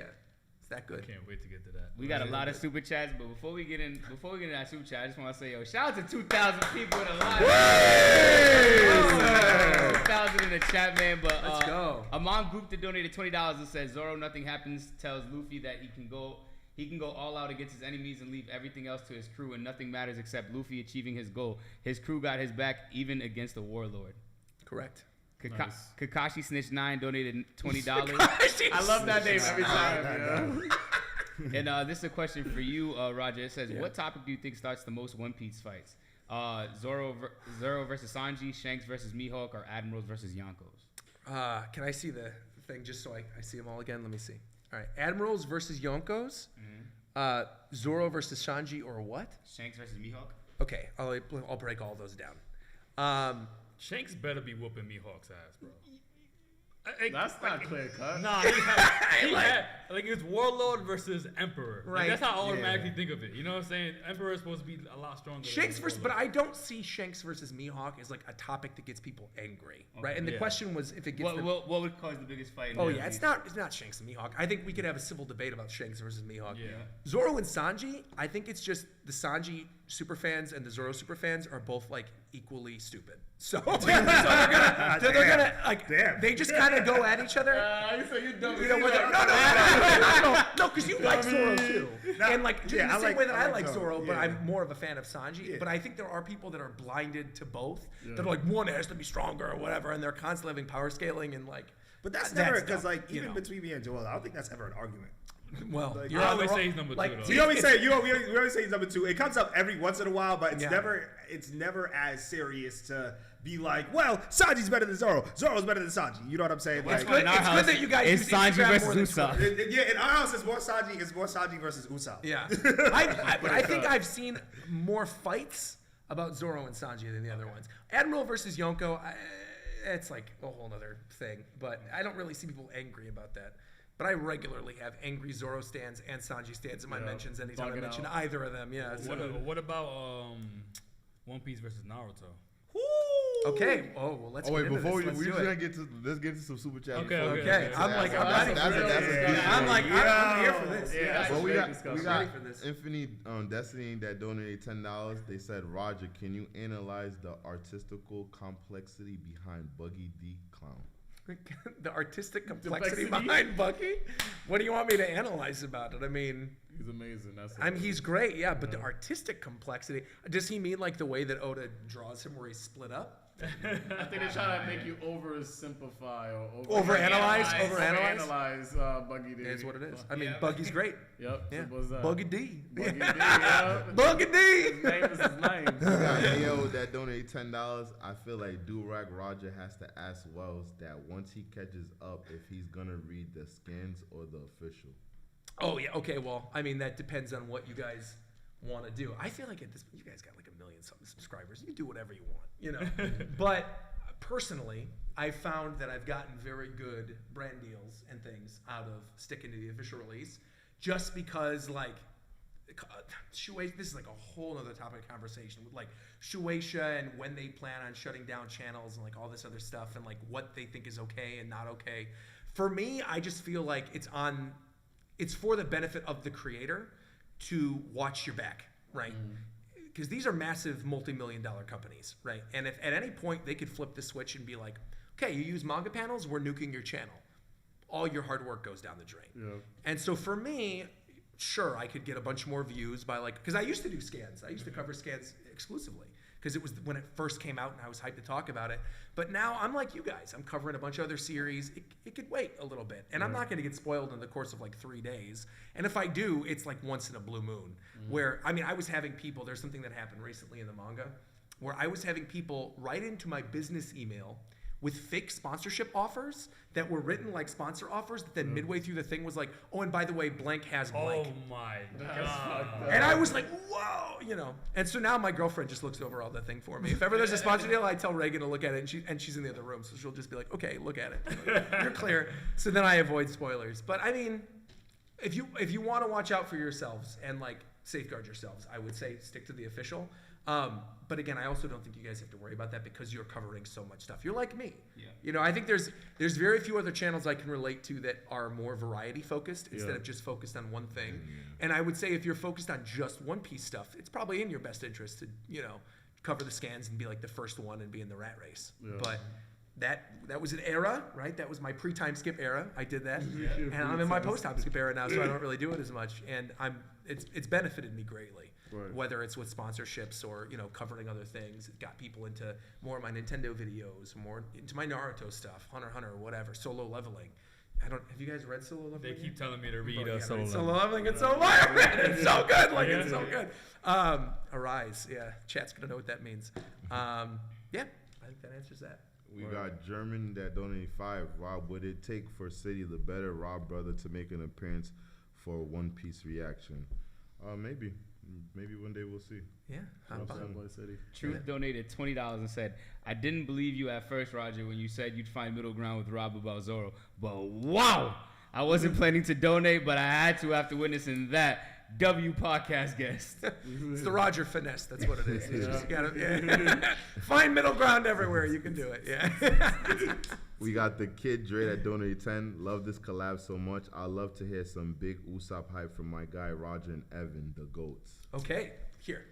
Let me say this. Because I do like Usopp. I do. Okay. I promise I like him. Even though he was low on my thing, I do like Usopp. By the end of Dressrosa, you're gonna like Usopp even more. Usopp is, you know what I'm talking about. Yeah, I know. You're gonna like Usopp even more. Stick with it, you'll like him. I've been saying it for the last couple episodes. My man's is gonna do work. He is currently in his process. He didn't do it yet. My boys just got turned into toys. But Usopp's right there, baby. Yo, everybody in the chat, spam that big ooh. Y'all already know how we coming, man. We in Dressrosa. So they're not at G yet, right? No. So, okay, so that's all I'm gonna say.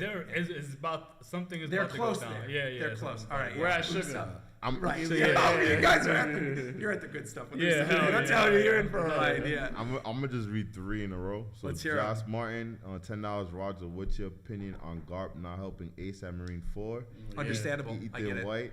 I love to see you guys answer One Piece trivia asked by Tekken. Roger loves. Oh, Tekken. Yeah, I love Tekken. Of course, that's my guy. Yeah. And then we got Mojo that donated 10. I love you, Evan, but on God, if you drop a Don DeMarco every time Doflamingo pops up on screen, this is gonna be a long arc for all. You talking about Jerry? You talking about yeah. Let's not mix up. I just have to say, Johnny B donated $50. Salute to you guys. Pod Roger, who got Akainu or Doflamingo? So you remember all the questions they asked? Okay, so Akainu versus Doflamingo. No, Aokiji. Aokiji will demolish Doflamingo. Thank you, yo. That's not even a question. And I like Doflamingo. Doflamingo. I'll say this right now. I just had to do that one. Doflamingo is my favorite antagonist in all of One Piece. Yo, that's full stop. My guy. Full stop. He's the best. He's the best. Guy, yeah. And he's the best. I love Doflamingo. There's a guy that comes second, but Doflamingo is my number 1. Aokiji versus Doflamingo again. Aokiji free, not even a question. Aokiji's an admiral. Aokiji's got a Logia. I mean, he's destroying. Question right before that. What was it? It was Garp. Yeah. Oh, why didn't Garp help Ace at How do you feel about it? Yeah. I mean, I understand. You know, I get it. On one hand, you would have all of the Marines down your throat if you did that, right? If you did anything against that. So he had to. I mean, he didn't stand in his way. Yeah, he tried. He kind of did. He kind of was like. Then fell off the, whatever it was, like the staircase. He wasn't really like trying. Yeah, he let Luffy get that punch in. Right, because I think if Garp was trying, I think people sleep on Garp in terms of power scaling. I think Garp could wipe a lot of people in this verse that people aren't thinking. And I think they sleep on him because he's old. But like Prime Garp. And we haven't really seen Prime Garp? Yeah. And my Film Z showed it a little. My question for you too is, if it was vice versa, instead of Ace, it was Luffy, do you think that Garp would have kept the same energy? He would have done more? Or do you think he would have done more? I think he would have done more, because again, that's his biological grandson. I think he would have done a little more. I think he would have been more inclined to do more. I don't necessarily know if he would have, but I think there would have been. I mean, it's his blood, of course. Actual blood. Yeah. But you don't think, because I think this is last week we had this argument. You don't think that because of the way Garp raised Luffy and Ace, especially Luffy, where Luffy was like, I want to be a pirate, and he was like, no, you're not going to be a pirate. And for how strong and how passionate that he is about being part of the Navy, that he wouldn't have that same type of energy, like to an extent. You know what I'm saying? I do know what you're saying. Yeah. I don't think so. I don't know. I just think like Ace is a different situation. He made the promise to Roger, right, with Ace, so I understand that. But like, it's different when it's your blood. You mean you said this earlier, right? When it's family, it's different. You're not thinking as much. Yeah. And I think for as much as Luffy, Ace, and Sabo felt like family as kids, right? They're blood brothers. They were drinking the sake cups and everything. It's different. It's just different. Okay. Nah, you actually, because you actually brought it back to my point. So And I do think when we eventually get, because I'm not here yet either, so this is not a spoiler, but like we still don't know what the hell's going on with Dragon, and I'm far ahead. We still don't know. So I think it's the kind of thing that like when we eventually find out what's going on with Dragon and Luffy and Garp and all that kind of stuff, that's when I think the good juicy stuff's gonna come out, and then I think we can have this conversation. Wow, Oda got a lot of shit stored. There's a lot Dragon of stuff shit to go. still. What's the character? Can you give me like your top 3 characters that you Top want? 3 girls, easy. Yeah, Violet. No, I'm just No, kidding. Oh, how about one that you really want to know more about? Like, let's say one I wanna know- Dragon, Shanks. Dragon, easily. Like, okay. Dragon, for sure, man. I love the Revolutionary Army stuff. I do. I think it's fascinating. Like the stuff with Robin, during the time skip being with the Revolutionary Army. Yeah, the stuff you're seeing that. right now in Dressrosa with Sabo and Koala is super interesting. I love that. And I think there's so much to dive into because what did it take for Dragon to be the son of the Marine hero to then betray the Marines, defect, and not just defect and like become a pirate, to defect and become the most wanted man in the world and run the Revolutionary Army that wants to overturn everything. What happened there? Did he have a wife? Like, what's going on with Luffy's mother? Like, was there a tie there? Whoa, is there something else going on with Garp? Maybe Dragon's mother, right? There's a lot of different story possibilities, and I think even more than Shanks, I gotta know more about Dragon. Yeah. He's such a big entity because it's like if you have, it's like Marines, pirates, and revolutionaries. Yeah. And the fact that that's like those parts of the world building that I always wait for the information. I'm waiting for Robin one day to be like, "Hey guys, by the way, when I was the past 2 years and shit, this is what I did with Dragon and all that shit." And Dragon to me, I don't know, like I think he's gonna become vitally important endgame One Piece, right? Because I personally believe the final arc of One Piece is not them finding the One Piece. I think the final arc of One Piece is the repercussions of what comes from finding One Piece and what that means for the world. And I think that'll be when Dragon's media stuff comes into play, will be in that final arc, right? Because it's going to be something that topples everything. It reveals the truth about what happened during the Void Century, about everything. And it's going to be juicy, man. I can't wait. No, they're at what, 1015, something like that? Most recent chapter that just leaked is 1048. Yeah. So how long do you see One Piece going? Okay. Boy. Okay. Oda recently made a statement that a lot of people disagree with, where he said that he thinks there's about 5 years left of the manga. He's not playing. He's not playing. He got stories to tell. Because of something that recently happened in the manga, very recently, I think things are speeding up quicker than a lot of people are anticipating. And I don't think it's going to be as rushed as, like, say, Kaguya at the end of Naruto. I don't think it's going to be that. Though I don't hate that as much as everybody else, but we'll talk about that later. Okay, yeah, that's you watched it last year. I just watched it last year. Yeah, too. that's I watched why all I of was it. like, I we binged waited it. our entire life. When we get to that, We'll get to that. We'll We'll get to that. but There's a lot of stuff. But I think, realistically, that 5-year time span could happen at the end of the current story arc. So the story arc that we're in right now in the manga has been going on since 2018. It's the same story arc. It's beaten Dressrosa in terms of length. It's beaten the arc after Dressrosa, just one chunk of it. One chunk of the current arc is longer than the next arc you're about to get to in the manga. And that arc is very long. So I think after this arc and with what they've been setting up, what's going to happen is I think we're going to get 1 or 2 relatively meaty story arcs, which could take place over the course of a couple years, right? And then a huge, massive final arc, final saga that's probably going to last like 3 or 4 years. But Oda loves his anniversaries. 2027 will be the 30th anniversary of the One Piece manga. And if you time up 2027, the amount of chapters that get released every year, and the amount of volumes that have already been released, and the amount of chapters per volume, which is usually about 10 chapters per volume, the most recent volume that just got released in Japan is 102. So if you break that down, there's usually about 2 to 3 volumes a year. Each one's got about 10 chapters. That would take us to approximately chapter 1,200-ish, which would then equate to about 120 manga volumes. And the manga volumes at chapter 60, I know there's a lot of stuff. I know. And if you look at it, volume 60, right, was the midway point for One Piece, right, where then we got into the post time skip stuff. So I don't know. I feel like I think it's going to end sooner than people are expecting, but I think there's still a bunch more story to go, and at least 5 more years following the ending of this arc, which might not even end this year. The current arc that's been going on since 2018, could potentially end next year, early next year. That's crazy. Yeah. It's been going on for that. So there's a lot of stuff still to break down. Yeah. Wow. So something. The fact that you you've been reading One Piece since you was 12 years old. Oh yeah. You said. Yeah. So like you're probably like one of the first people that we met that we had here that been reading One Piece for that long. Yeah. And you would say that you're heavily a One Piece fan. Of course. And then over here we have 2 people that grew up. I don't know if y'all watched. I'm pretty sure y'all watched and read Naruto since you guys were probably 12 and 13. 2 of the biggest cult followings, not cult. 2 of the biggest big 3, followings, of course, yeah, of big course. 3, yes.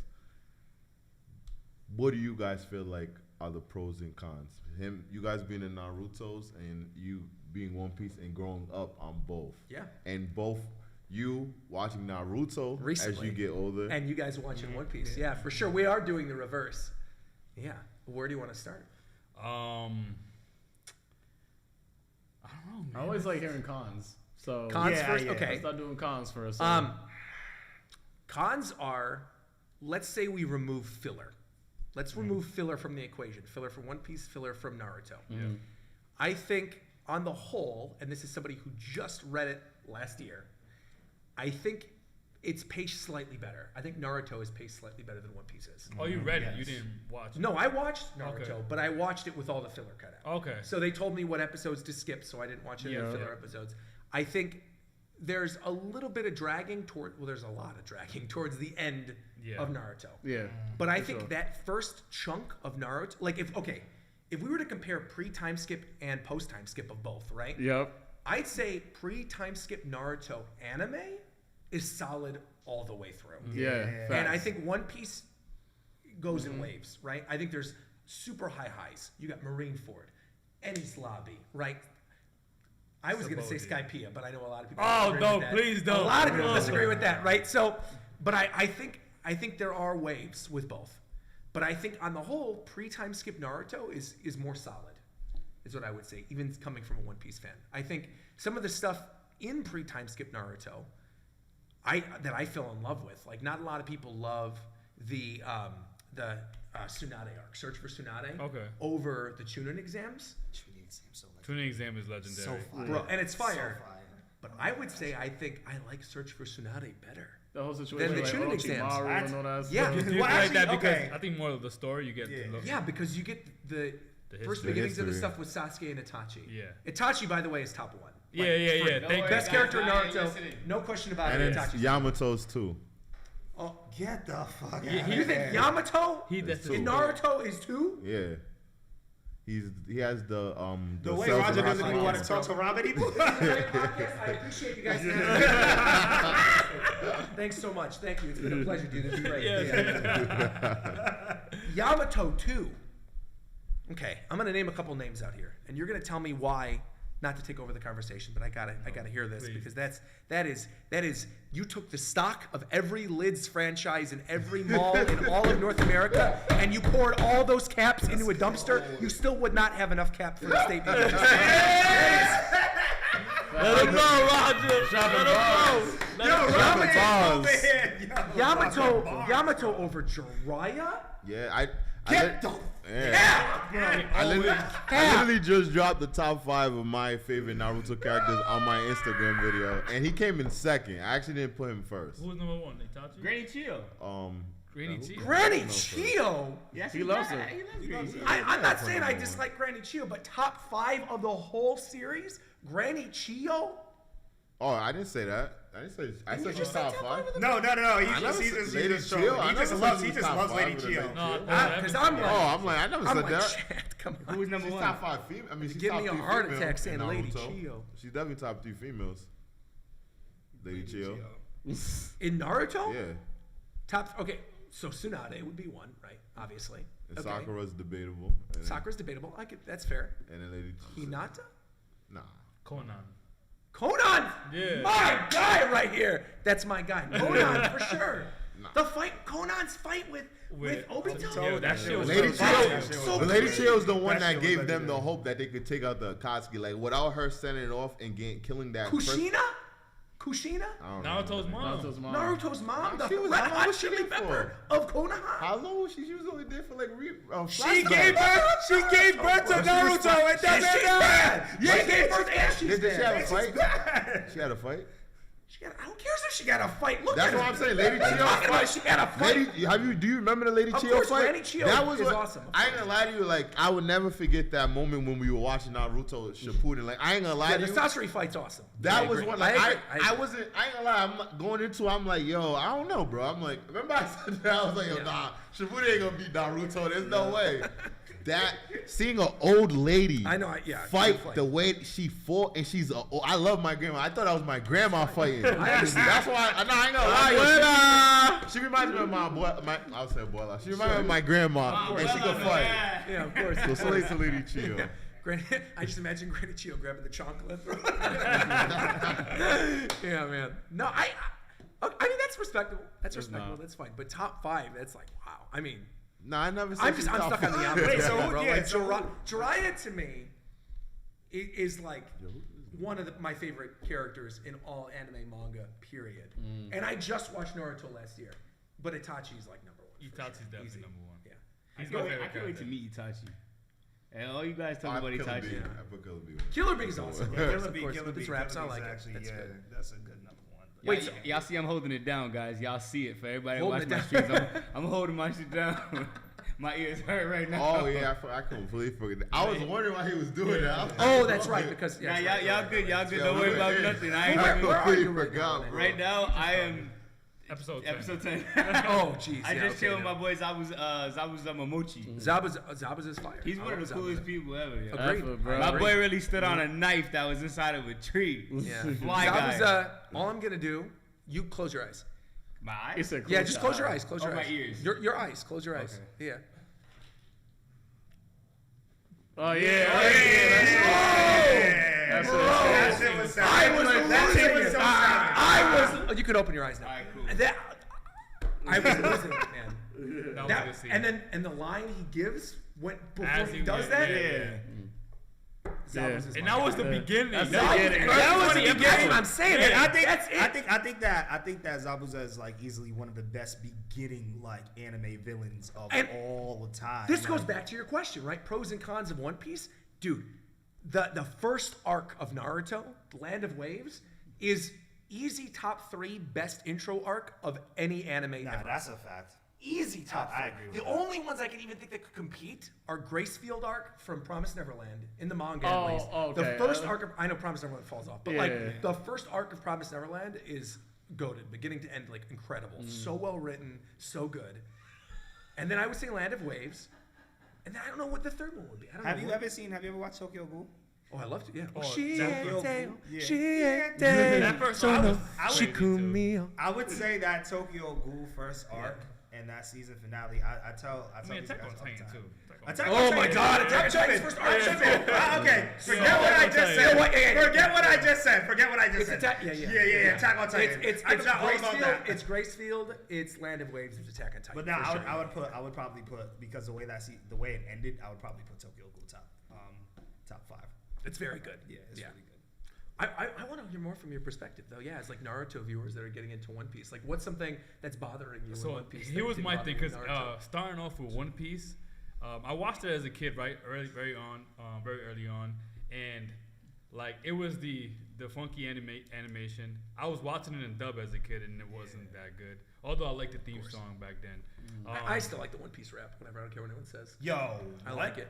that's so amazing. I like it. Yeah. I think it was Animation. yeah, I said the animation, the art style.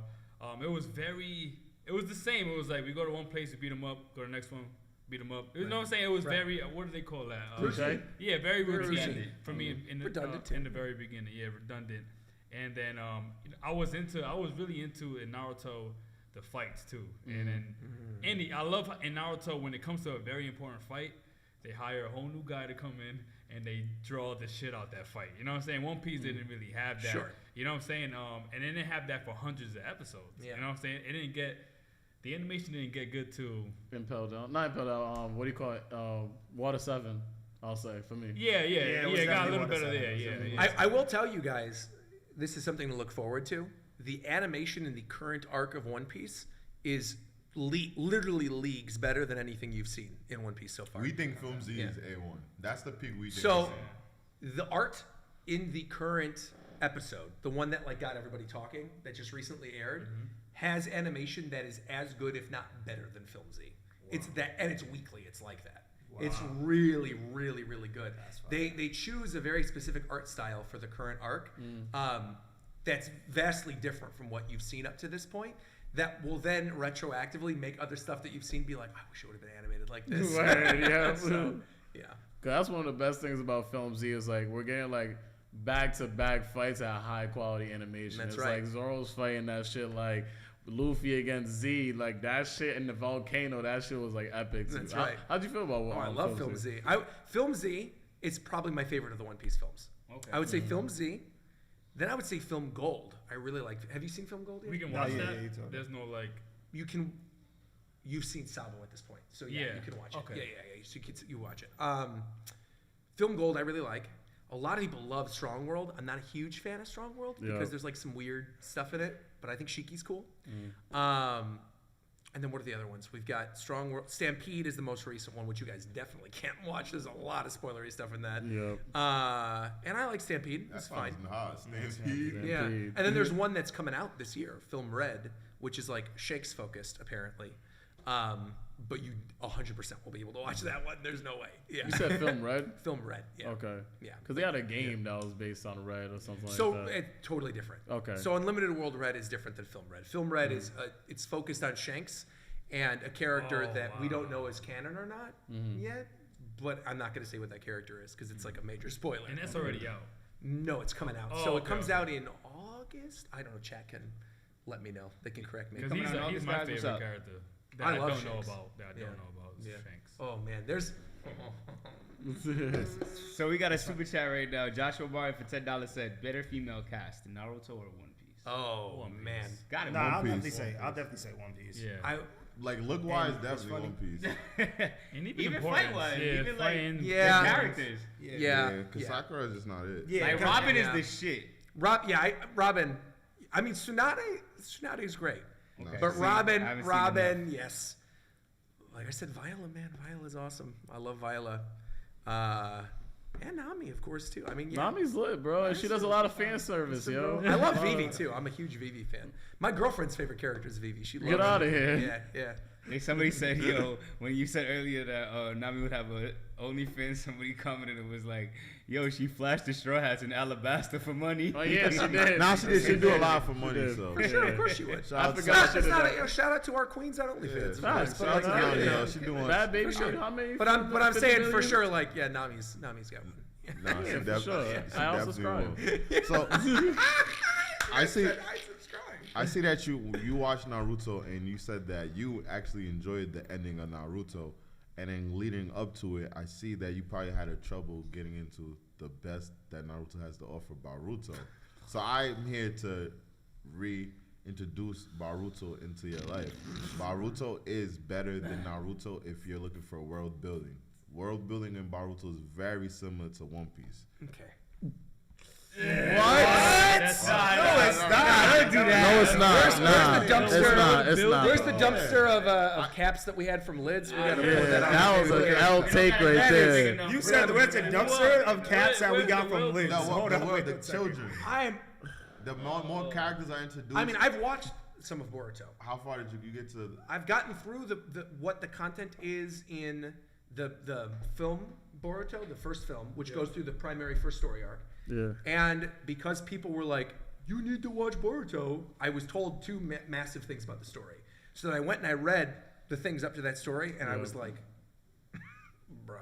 And I never went back to it. Now, what's the name of the girl that's got the blue hair in Boruto with like the blue hair and the streaks? The blue hair and streaks. In Boruto? In Boruto. The blue hair. She's talking about blue and pink hair. It's like blue with the pink streaks. You know what I'm talking about? Are you talking about the class president? Yeah, I'm about to say that's No. The class, bro. what the hell am I? No, in Boruto. Maybe it's there's a manga. Maybe. Am I ahead of you in Boruto? If you read the manga, then yes. We're not having this conversation then, because it is the manga for sure that I'm talking about. Okay, there's a girl that's in Boruto that I really like. Yeah. I like her. The only girl we really know important to the story is Sarada. Sarada. No. And then homegirl, what's her name? No, you mean Delta. Is her name Delta? Yeah. Salad and Bolt. Yeah. It's Boruto and Sarada. Yeah. Salad and Bolt. That's their names. Yeah. So I actually have a question because you said you actually liked the ending of Naruto Shippuden. No. Let me clarify what I said. Okay. What I said as we were playing Smash Brothers and I was getting destroyed is that I didn't mind the ending as much as a lot of other people. I felt the same way. And I think it's because of the fact that because Joel said the same thing to me and Robbie, because me and Robbie didn't hate the ending of Naruto, but then their main thing was the fact that they had to literally wait for the ending while me and Rob got to just go right into it. It was like we was binge watching, going back to back, so it didn't felt as bad. And we skipped filler. And on top of that, I feel like the story extended into Boruto. Like, it made sense. It does, for sure. It does, for sure. Extend into Boruto, for sure. World building. Planets in galaxies.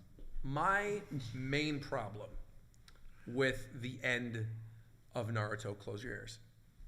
Cover your ears. You probably heard it already. Okay. Madara, bro. Like, what? Like, Madara was one of the coolest, best villain characters ever. And he starts making rookie, stupid mistakes at the ending, which I understand he was doing that with Madara, so then Kaguya could come in. But, like, Madara, when he throws the tools down at the ending, he doesn't, he could be anywhere to activate the, what's it called? Infinite Tsukiyomi. He could be anywhere, and he chooses to teleport in front of Naruto and Sasuke to do it. Like, this is stuff that the Madara that we followed throughout the course of the series, these are mistakes he would not have made. Yeah, for sure. So to me, I started getting really aggravated. I'm like, what the hell is going on? This character I loved is getting just decimated. And it became more of a problem with Madara than it was really that I was holding against Kaguya. Yeah. Because when you think about it, there was stuff teased about Kaguya. Thank you. Yeah, I said that. That isn't as apparent if you're not binging it. If you're binging it and skipping all the filler, then you'll obviously pick up on things that are thrown in there. Yeah. But I think if you aren't, you're going to miss a lot of the little things that are thrown in teasing Kaguya relatively early on. That then, if you're watching it week to week and you're going through all the different filler arcs, when she finally comes in, you're like, who is this? Yeah. Why is there some tree goddess? Like, what is all this happening? Yeah. You know, this moon goddess. But no, I didn't mind her. I didn't mind her that much. I think you can open your ears now. I think that one of the things with the ending of Naruto, because even when you had brought up the pros and cons questions, the pros and cons thing with the ending of Naruto, it was more so that even though there was a little dinks and dunks on Kaguya and the character, it was still out of nowhere. It was still still like, we got Madara this whole time, this built up towards him and him being the main enemy and him being the end-all duo, and then we get this at the end. And it's just kind of like, even watching it again. Oh yeah. Even watching it again for the second time, I was like, what the fuck? You get to Zetsu and you're like, why? And you're just like, and I'm just like, what? And I love Naruto. Of course.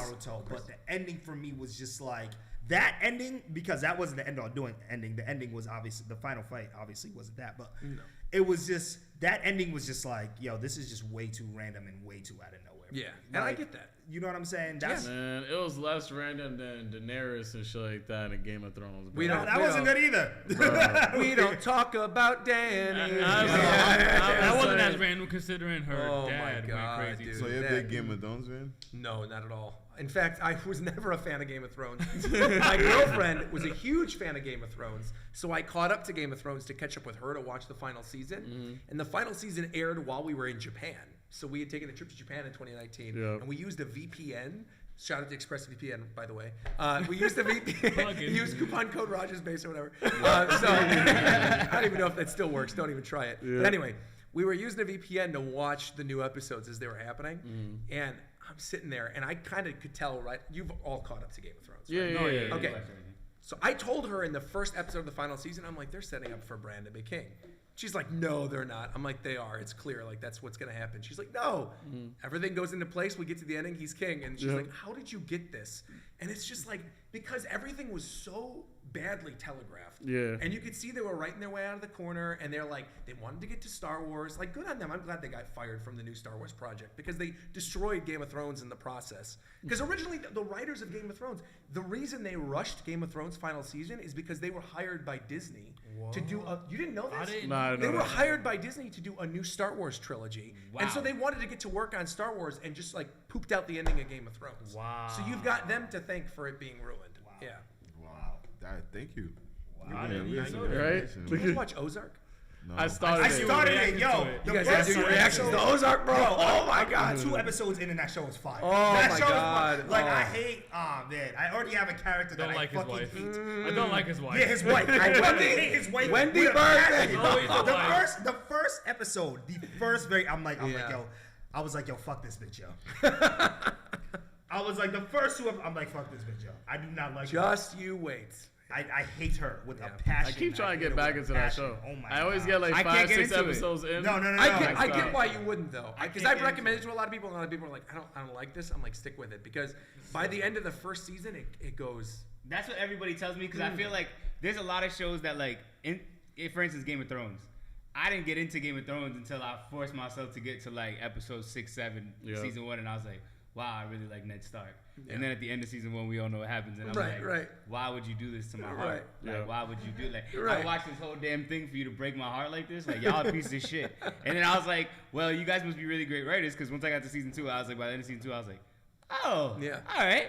And I kept rocking with it, and then I think I stopped at season 3, and then we ended up reacting to it, so we watched all the rest of it pretty much. Yeah. His wife in that show. Oh yeah, Wendy. But she's and a great I'm only written 2. character. I'm only 2 episodes in, and I hate her with such a passion. I'm gonna fight through it though. Continue to. I'm gonna fight through You're it. going to Try it out. continue to. Like you know how I hate you. Like I hate her worse than Donzo. I hate her worse than who's another character. Okay. Donzo is the second worst character in all of Naruto. Yo, this right. is a guy. Why? Easily, Terrible take. easily one of the worst. Donzo. First Terrible off, take. I'm gonna go 3 things in a row. I'm gonna throw Go out ahead. 3.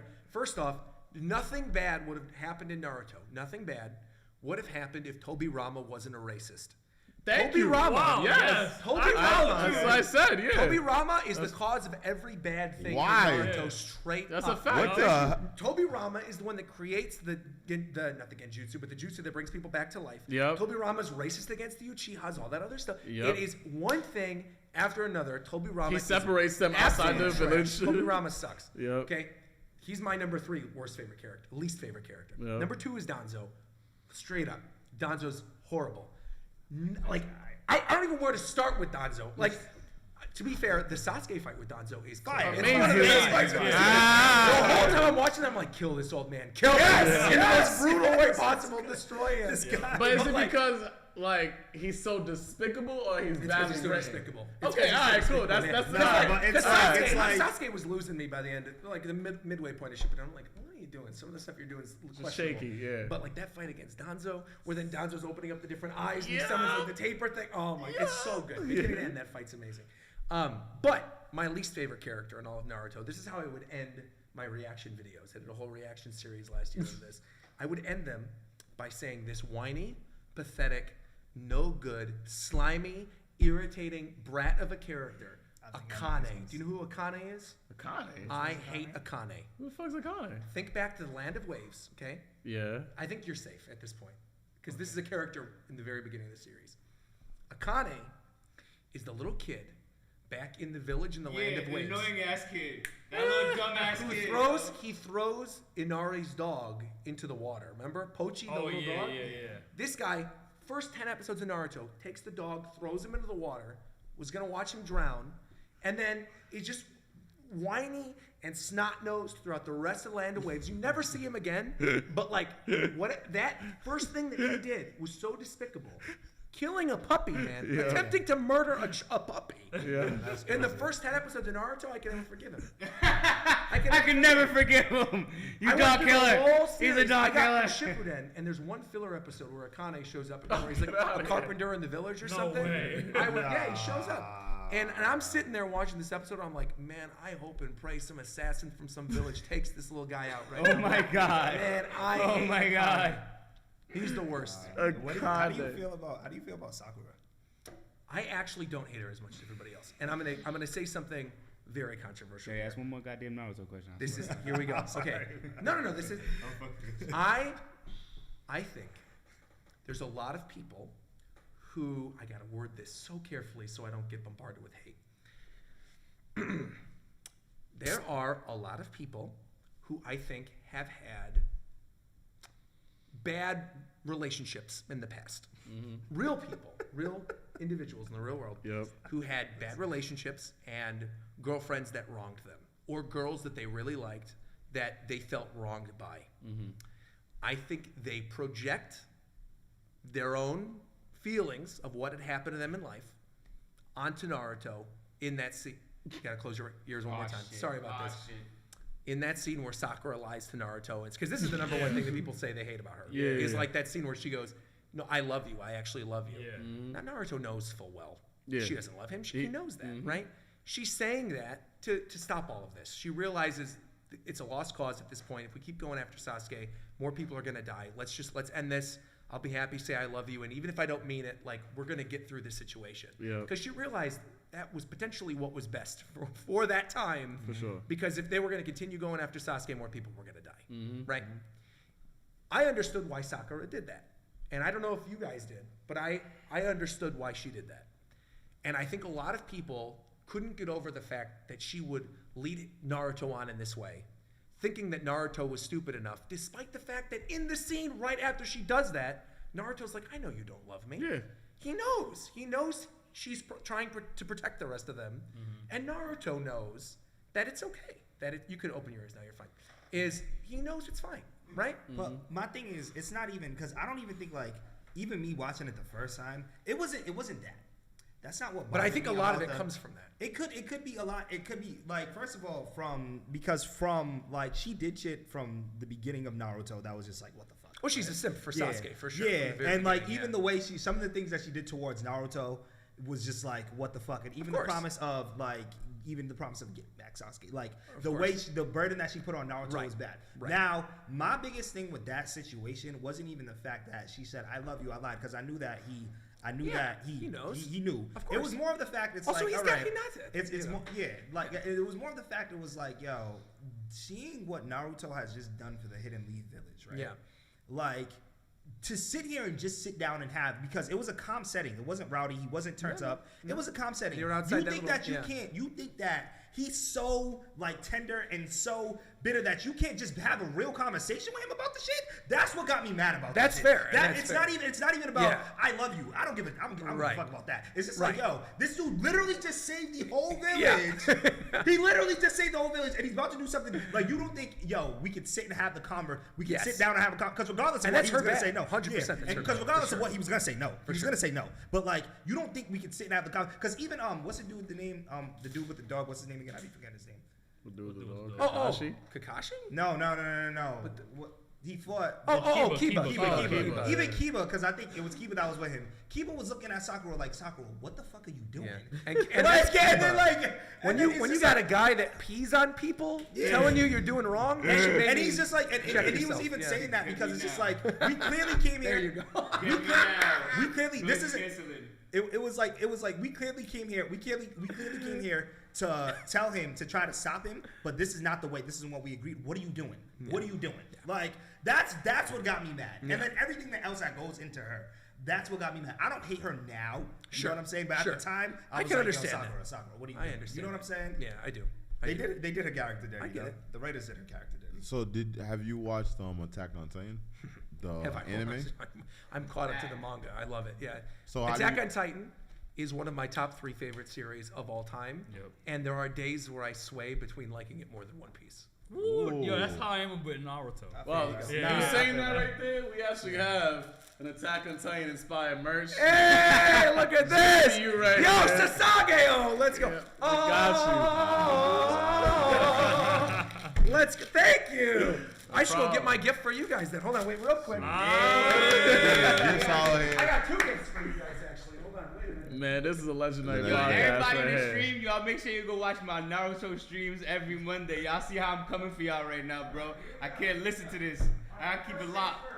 I'm proud of you. First. All right, we got high beats. Wait a minute. Right. We got gifts. We got gifts. We got gifts. All right. You guys said that you're at the point where you've seen Sabo. Yeah. Right? So it's time to watch Film Gold. Sabo. That's the digital edition. You can put it in a Blu-ray.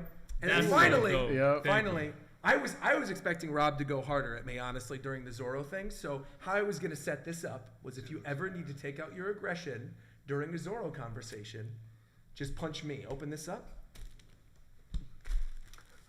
A plushie of me.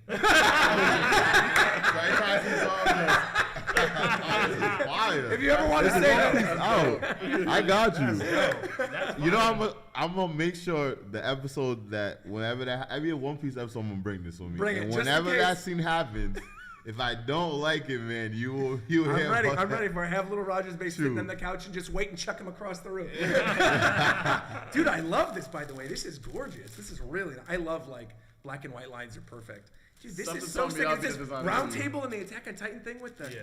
This is fire. Dude, I'm wearing this. This is fire. This is gonna be on stream on Sunday. Watch the One Piece stream on Sunday. I'm gonna be wearing this. Thank you very much. No problem at all, man. Appreciate you pulling up, man. This is a real deal. He got his logo on and he's numbered, outside. You're not playing with this, yo. This is so fire. Wow. But I think you guys are gonna like Film Gold. Bro, just the cover alone looks crazy. It's fire. Honestly. Film Gold also has one of the baddest girls in the entire history of One Piece. Her name's Baccarat. Oh my God, you better back that out. And Baccarat's got a cool power too. When you find out more about her and you find out what her devil fruit is, like, you're gonna be losing it. Yeah. So how do you feel about the way Attack on Titan is prologuing the finale? I hate it. Because I think, here's realistically, as a manga reader, what I think should have happened. I think the Marley arc, part one of now there's part 3 of whatever that's coming out of the final season. Part 1 of the final season should not have been part 1. That should have been season 4. Exactly. That should have been season 4. And I understand why they didn't want to do it, because you're introducing all these new characters. You've got Gabby and Falco and the other people in Marley, Peak. And so you're setting up a lot of stuff and you're away from the main cast. And so I think that was probably their primary worry and why they decided, like, you know what? Let's just have this part one. And the new studio, exactly, too. So I think that's probably why. But I think that was a mistake. I think Marley should have been one season. I think part 2 of the final season should have been part 1. I think splitting it's the right decision. And I think part 2 should be what part 3 is going to be. Yeah. Or they could have done part 1 and part 2, but they should have made part 3, especially knowing what's coming up. They could have made that a film. They could have made that a movie along the lines of what happened with Demon Slayer, and it would have been incredible. Yeah. Because the final 9 chapters of Attack on Titan, which is what's left to adapt, it's very action heavy. Very action heavy. There's a lot of more action. Oh yeah. No. Yeah. Remember how we finished? Who else is alive? The rumbling is going down. So it's very like we are in it right now. There's still quite a bit of dialogue, but it's the kind of thing where they could have mixed the action in a way where it flies. You get that big emotional moment. Pacing picks up again. Amazing fight. Characters flying all around the place. They could have done that, and I think now it's going to be a little more dragged out. I think it's going to be fine to have a little bit of extra time where they could flesh out stuff maybe to appease the fans that maybe were upset with the way that the series ended. But on the whole, I am a little perturbed by the fact that it's split in 3. Yeah. Do you miss Wit Studios? Not really, man. Okay. Not really. I mean, I'm trying to think of the episode, but like when Eren eats the hammer, the war hammer. No, that episode's fire. Okay. No, but there's a lot of really good episodes. But like, there's one episode in particular I'm thinking of. It's where Yelena's standing on the roof and there's like the blimps that are flying over. Oh, okay. It looks incredible. That entire scene is like so good. And so I don't know. I mean, it's obviously different. The studio is different, but I still think it's good. I mean, I still think it's one of the best looking anime out there. Yeah. Regardless of the CG or what people were saying. Yeah. So what animes do you watch that people don't know you watch or have watched? Don't know that or I've read watched. Manga too. Okay. People don't know that I've read all of Berserk. Yo, I just started that on stream. All of Berserk. Bro. Wow. Read all of Berserk. I love One Punch Man. I keep up with it weekly. Love the manga. Word. Love One Punch Man. I heard it's amazing. I love Spy Family, which is airing right now, but I've been reading the manga of Spy Family and I like it. There's a little known manga called Kaiju number 8. Oh, I just seen it in the Shonen Jump. bookstore. That's fire. I like that. I have read and watched all of Hunter x Hunter.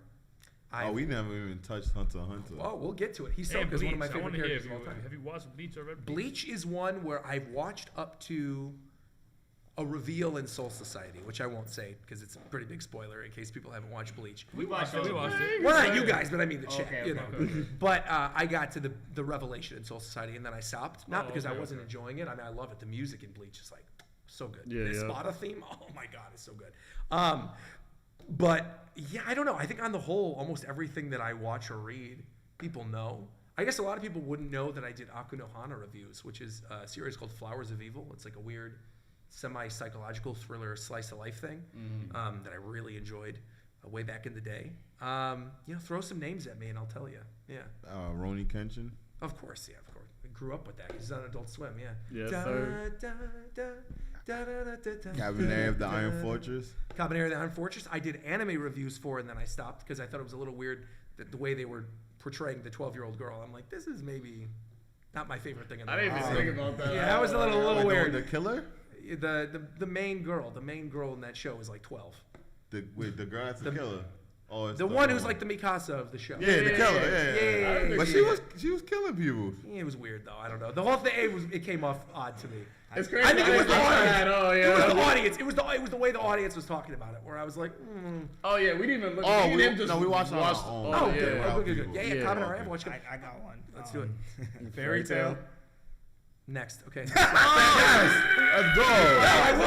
I will say Eden Zero is very good, which is the other one by that artist or that. So author what is it? good. So what is it? Because we've been agreeing. I've agreed with you on a lot in this podcast. Yeah. I love Fairy Tail. Of course, there's reasons why. Yeah. I never really explained like my reason why, but like, of course, what is it about Fairy Tail that you didn't like or you don't like? Okay, the thing I don't like about discount bargain bin One Piece is that I think it relies too much on the happiness friendship trope that you see in so many different shonen. That's a big one. The girls are still bad in Fairy Tail. Yeah, that guy knows how to draw women. They're great. But it's just not my cup of tea, man. And I wish I could tell you like an exact reason as to why. And I've tried getting into it on so many different occasions, and I can't do it, man. I can't. You know, because like it's funny. So is the bootleg One Piece? Is that what? That's how it feels. I don't think so. Now here's my thing. Right? There's definitely some things within One Piece. Yeah. Within Fairy Tail that is like Fairy Tail, like yo, you guys clearly got this. 100%. For one, certain things, right? Certain things. Yeah. I don't think everything. First of all, the main characters are nothing alike. No. The main characters are nothing alike. No, Natsu or whatever his name. Yeah, Natsu and Luffy are nothing alike. No. The story is not the same. No. Right? Now, there's certain characters where it's like it's not even, but it's like some of the characters aren't. They're not main characters that are alike. That's the one thing that I will say. What's the Zorro girl's name? Damn, I forgot. The red only person. Erza Scarlet. I like her. I like her. I'll agree with you on that. I like her. I love Erza Scarlet. Agreed. Yeah. But like I think that's his waifu right there. I'll bring you a body pillow next time. That's not waifu. That's not waifu. But seriously, because I think like at the time when I started watching Fairy Tail, it was like. It was a very tough time for me, and like I just saw this anime on one of those anime websites, and I just started rocking with it. And I think like the fights in it are fucking crazy. Like, to me, the fights in it are crazy. I do see the friendship aspect that you're talking about, right? And I can see why some people like it, and I think the story is cool. But the thing that got me was the fights, and that's fair, yeah. Like. That's what got me for Fairy Tail. Yeah. You know what I'm saying? Because like from that, I don't care what anybody says. You can't take that away from that show because it's amazing. The animations, the fights, like, and even how some of the characters act. Yeah. You know what I'm saying? So like, that's just me. Though. But like what you like. I mean, that's one thing I see so much from the anime community is people who are like. Because it's as much as it's fun for me to be like My Hero Academia is trash and the fan base is trash. At the end of the day, I also don't care. Like if you like My Hero Academia, like it, enjoy it. Yeah, it's for fine. sure. Even if I don't like the direction it went in, that's fine. You know. You think it's trash? Oh, 100%. I think it's trash. Can you tell us why? Cause oh my god, dude. Have potential. Have potential. Again, man. I don't even know where to touch this. Are you manga readers? No. I am. Okay. There's the major. Okay. There's a major arc that happens where a lot of characters should have died. And a lot of characters get things that happen to them that should have killed them. And they don't. And it just sucks the stakes out of the series at this point. point. Wait a minute. I feel like One Piece does that too. Oh, it does. Okay, the difference though is early My Hero Academia did not do that. See, it was stained and all that shit. And I totally agree. Yep. But I hate when One Piece does it too. My least favorite thing in One Piece is when you've got someone like Pell, for example. Like what? And you're like, he's gonna sacrifice himself, and then he's fine in a cover story. And Octopus dude, what's the Octopus dude? Yeah, no, he should have. Hachi died like 6 times. It happens so frequently in One Piece, but the thing is, it's like how Ranking of Kings is. Well, Ranking of Kings, no one ever dies in Ranking of Kings either. But it's been set up that way from the beginning. Yeah, sure. Whereas the stakes in My Hero earlier were very good. Like Stain arc is, I think, incredible. Like favorite arc for even some of the arcs that people don't normally like in My Hero, the Gentle arc, I love. That shit's ass. Yeah, but I like it. I mean, that should go to show you how much I tolerated before getting to the point where I didn't like it. Yeah. And there was the most I don't know how far it got into in the most recent season. But the My Villain Academia. Okay, so it did get to that. Okay, so just the beginning of it. I wasn't a fan really of that arc. A lot of people love it in the manga. I didn't really vibe with it that much because I didn't really like sort of where they were going with Shigaraki as a character. And then the arc that happens after that, I was reading week to week. I mean, I was doing like manga reactions to it.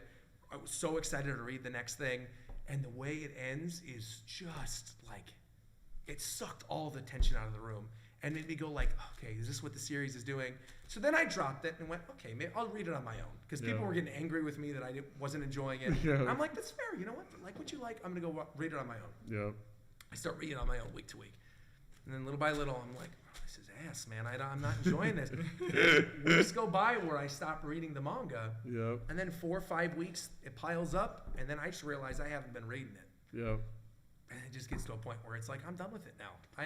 And that sucks, because like that was I think that's the biggest turnaround I've ever made on a series. Because it started off strong, bro. I loved My Hero Academia. I mean, loved it. I thought the sports festival was amazing. The stuff was really good. Like the training camp, I even liked. Like there's a lot of stuff in early My Hero that rules, and the animation is still fire. Yeah, for sure. Overhaul and all that shit. Fantastic. But the manga really killed it for me, as did the fan base, because the fan base is more rabid for My Hero than anything else I've experienced with any other anime and manga. Really? Oh, I made definitely. That was the first. Actually, that used to bug out. That was the first. The first time I ever felt any hate from anything was the first time I ever said something about that. That's when it all started with people wait, what'd you say? And it started attacking. And the thing is, I made like an innocuous tweet because there's a lot of similarities, admittedly, between Naruto and My Hero. So I made an innocuous tweet when I was doing my Naruto watch through, where I'm like, name the similarities, and I had the picture of My Hero and Naruto together. People got so angry. They're like, go back to watching Naruto, you loser, like all this other stuff.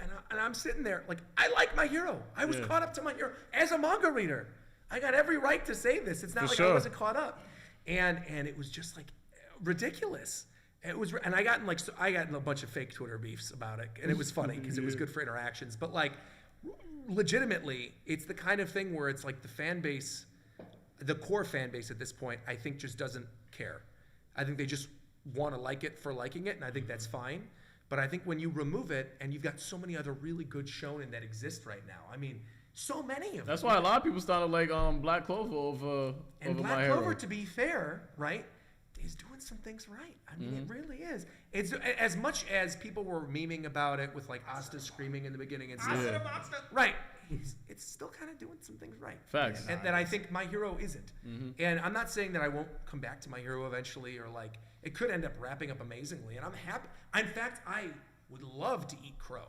I would love to come back and be like, damn, I was totally wrong about My Hero. This is amazing. Yep. But like, I don't want to set that expectation up for myself because I will be disappointed. I feel it. Yeah, I always talk about like that My Hero, it really has the makings of one of the best anime mangas. Because it had the potential to be top 3. Yeah, easy. Exactly. It had, and I think that's what hurts more, right? Is you're totally right. It had the potential to be one of the best shonen series ever. Ever. And then what I feel happened was we got to the Endeavor arc. And to me, especially in the manga, it peaked there. I loved the stuff with Endeavor and Hawks. Hawks is an awesome character. Hell yeah. The way they were like turning this stuff on its head with like Endeavor's story and the relationship with the family and what that meant, and like the can't you see kid, right? Like pointing up in the sky. There's a lot of great stuff that speaks to the core themes of My Hero Academia that's so good in the Endeavor arc. Yep. And then to me personally, again, not everyone has to agree with me, that was it. That was the peak, and it was diminishing returns ever since. And I think it's never even gotten close to being to that point again, which is such a shame to me. So, talking about new releases for 2022, what are some animes and mangas you're looking forward to? Chainsaw Man being one that's going to be animated. Have you read the manga there? I've read Chainsaw Man. I'm going to get hate for this too. I like it, but I don't love it. I don't love Chainsaw Man. I think the anime I have potential to love, because the animation looks incredible in the little bit of the trailer that we saw of it already. And the characters are interesting. And I think if they do something really unique with it, it has potential. Well, it already is blowing up. I'm saying it has potential to. It's already doing great sales-wise. But I think it has potential to be like the next really big thing, almost in the same way JJK has been. I also love JJK, by the way. Yeah, that's like my top 3. Lost in Paradise. Mugen Train or the Jujutsu Kaisen movie? Oh, Mugen Train free. Wow. Really? Yeah. Over JJK Zero? Yeah, free. I thought JJK. And I like JJK Zero, but yeah, Mugen Train. Explain. I can see why he chose I can see why he chose that final scene in the Demon Slayer movie where the sun is rising and he's like, "You won, but you won." Oh, it's so good. Like, and I think the other thing is too, so many people, I'm glad you brought that up, talk about Demon Slayer, right, as this super overrated series, right? Where specifically manga readers, they're like, this is such a stereotypical shonen, like, why is this the best-selling shonen, whatever, blah, blah, blah, blah, blah. Well, one, obviously it's because the anime was so good, right? Like, the anime propelled it to next level. There's never been an anime that's like that's taken over the zeitgeist in the way that it has, that's looked that good for years, right? So that's a big part of it. Two, it appeals to Japan directly, right? Very feudal-esque theming, but also like the early 1900s, and like it appeals to the aesthetic that Japan would like. I never thought about it like that. Yeah, right. I never did. That and makes sense. And then in addition to that too, I think it does interesting things with the tropes that I think we're familiar with, right? Where you've got the pervert character, right? Like we've got it with Sanji and Brook, in One Piece. We've got it with Jiraiya, even in Naruto for sure, same thing.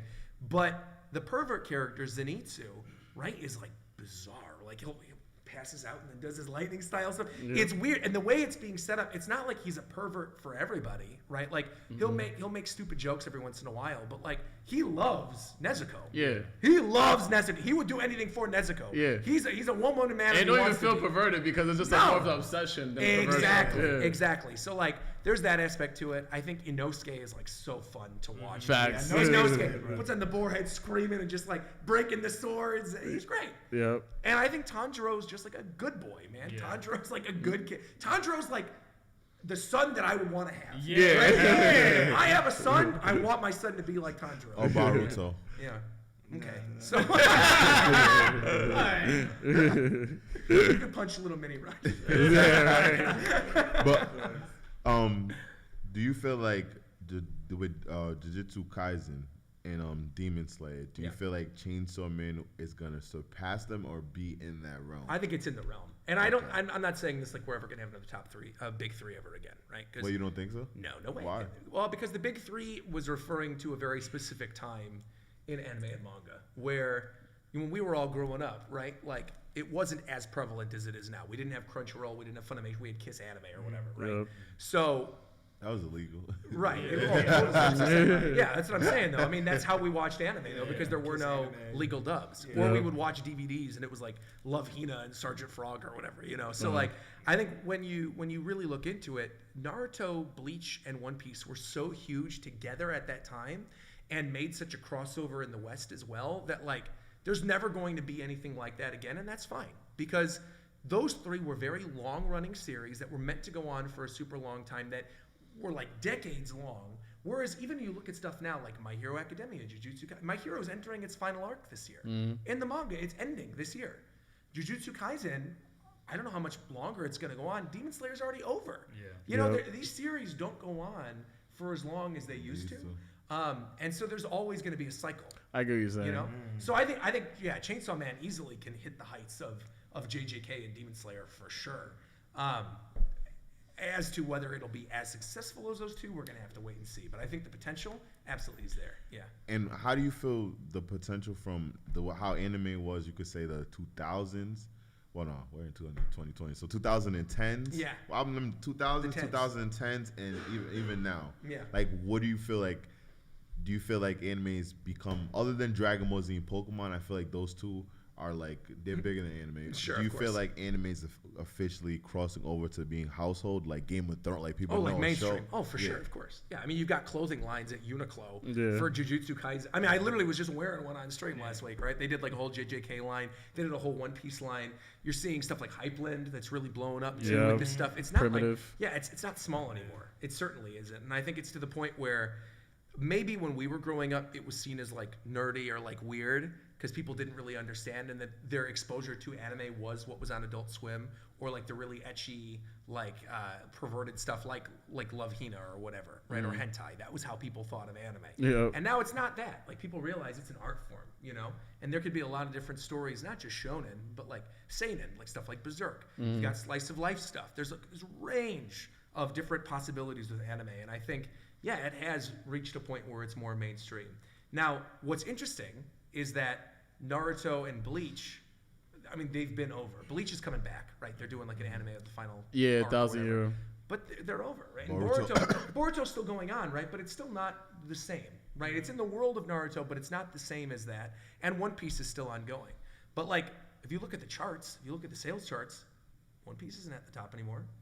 Like, it's not. You know, Bleach, the return anime, I'm sure will be big. It's not going to be as big as Demon Slayer or JJK or Chainsaw Man. Maybe it will. Maybe. Who knows? Yep. But I would bet it probably won't be. I think it's going to surprise people that it's not going to take over as much as those other series. Why do you feel that, though? I think people have moved on, man. I think the audience, the not millennial, but like the Gen Z-ish audience is looking for shorter bursts of exciting things that they could hyper focus on for like 2 years and then move on to the next thing. Whether that's My Hero or JJK or whatever. Let's say right now, we're doing this podcast, and then everyone gets a phone alert. Joel gets the phone alert, and it's like, yo, it's official. They're coming back with Hunter x Hunter. Well, of course, that'd be You amazing. don't think that would... no, not be amazing, but you don't think it would be an impact comparable to those? No. Jujutsu Kaisen and all those shows? I think... Oh, go ahead. No, I was going to say, I think Bleach is having that kind of impact with the return of their final arc. Yeah, But Hunter x Hunter to me, like, that's a weird case because I personally love Hunter x Hunter. I would say Hunter x Hunter is quite possibly my favorite shonen ever, above One Piece and above Attack on Titan. I love it. Oh, I think, shit. honestly, for me, too, I think so, too. Yeah, and I think the anime itself, the 2011 adaptation, is like near perfection. Yeah, close to as perfection as you can get. Like the sound, like the da da da da da da da da, that moment with going like as he's standing in P2 and like, oh dude, like there's so many. He's so done da da da da da da da da da. There's so many moments in Hunter x Hunter that I look back on and I could just rewatch over and over again. Yeah. And I feel that way about One Piece. I feel that way about Attack on Titan and stuff too. But like Hunter x Hunter as a whole, I think had it ended with the scene with Gon and his father at the tree, would have been fine. There would have been unanswered things, but like that would have been good. And I think we're in a situation now where because he's constantly on hiatus, it's probably never going to finish. No, it's not. But the rumor is that because his wife is the creator of Sailor Moon, right? There's a rumor going around that she's been practicing for the past few years his art style, so that even if he can no longer work, he has the template for the story. She can finish it. Yeah, supposedly he's left he's finished out the story. He just doesn't want to draw it. And in my head, in a best case scenario, I would almost rather he finishes the plot line for the story and hands it over to his wife and she does it as a weekly manga. Because I know it sounds bizarre, but like the idea of the artist of Sailor Moon doing Hunter x Hunter, I think would look incredible. Would look incredible. That's a very talented artist. And there's so many loose ends still that like I would love to see happen. But I also don't think, going back to what you were saying, I don't think it would make as big of a splash as people would expect. I think we would be hype, you know, but I think a lot of these Gen Zers, a lot of these kids on TikTok that are like, Demon Slayer, My Hero, Deku, but seeing Hunter x Hunter in this style animation would be amazing, of course. Because like, do you think like, if we went to you guys as a board, like, yo, what's the proper direction of re-releasing Hunter x Hunter? Do we start again from the beginning? Do we start from like what way would it make it work for it to connect to the generation? Because I feel like the only way it wouldn't work is if you start from the middle where we left off. I think they'd have to. I think that's. I feel like because the 2011 Hunter x Hunter is so perfect, bro. That I don't think they could. They'll fuck it up. I think if they start from the beginning, they're gonna fuck it up. I also agree. Yeah, I think like if they start from the beginning, it'll be forced at that point. And even to your point, like with the new animes, because you even said like the people, these TikTokers are here. They're talking about Demon Slayer, My Hero, and all these other new animes. But I think it's so because like these animes are coming back in the middle of like unfinished stories. Yeah. It's like, well, I didn't grow up with this, so I don't have that nostalgia, or I don't care enough to go back to this. That's what I was trying to say, right? Is that because we have the nostalgia of growing up with these series, it makes more of an impact for us than it would for a new generation that has grown up on things like My Hero and JJK. Yeah. Mm-hmm. Unless it hits crazy. Because if it comes back and it has like the animation of a Demon Slayer Jujutsu Kaisen, then people's gonna be forced to go back and be like, all right, what led to this? You know what happens in the manga right after where the anime ends, right? No. Okay. Now, is that whole Kurapika thing or something like that? No, it's Crollo and... Right. Yeah. Right. There's a big thing with Crollo that happens right after. I don't know about that. And that in the manga was like jaw-dropping. I mean, I was doing a read-through on stream, and obviously I couldn't show panels or anything. I was doing a read-through. I'm screaming at the top of my lungs, screaming. People knocking on my door. You know, I'm getting kicked out of my apartment building. I'm screaming at this because the fight that happens is like jaw-dropping so good. Word. And I almost feel like if that is where it starts, right? And what you're saying is true, because I also kind of agree that if they go in the middle, it won't necessarily work unless that's where they start. If they start with that fight as the comeback and it has animation on the level of Demon Slayer, it's over. That's what I'm saying. Like, if you animate it right, people are what's the word about clout chasers? You feel me? Hype beasts. So it's like realistically, if you give them the fan service that they're looking for in terms of the shows they're getting right now with the JJKs, Demon Slayer, the Attack on Titan, they're gonna be forced to just go right into it because everybody's talking about it. I feel like the thing with Hunter x Hunter that it has over all these shows is like, to me, it's like the shonen show. Is it considered shonen? Yeah, it's shonen.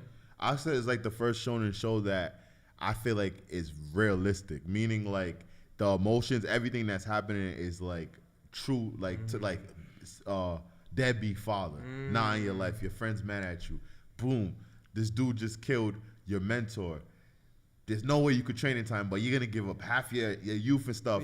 The King, the dialogue with King, even the way they destroyed King playing chess and stuff. I feel like just that.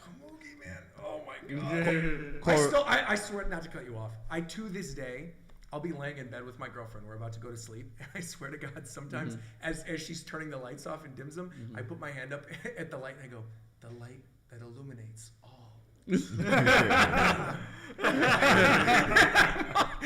And she's a huge Hunter fan too, so she doesn't roast me for it. That's hilarious.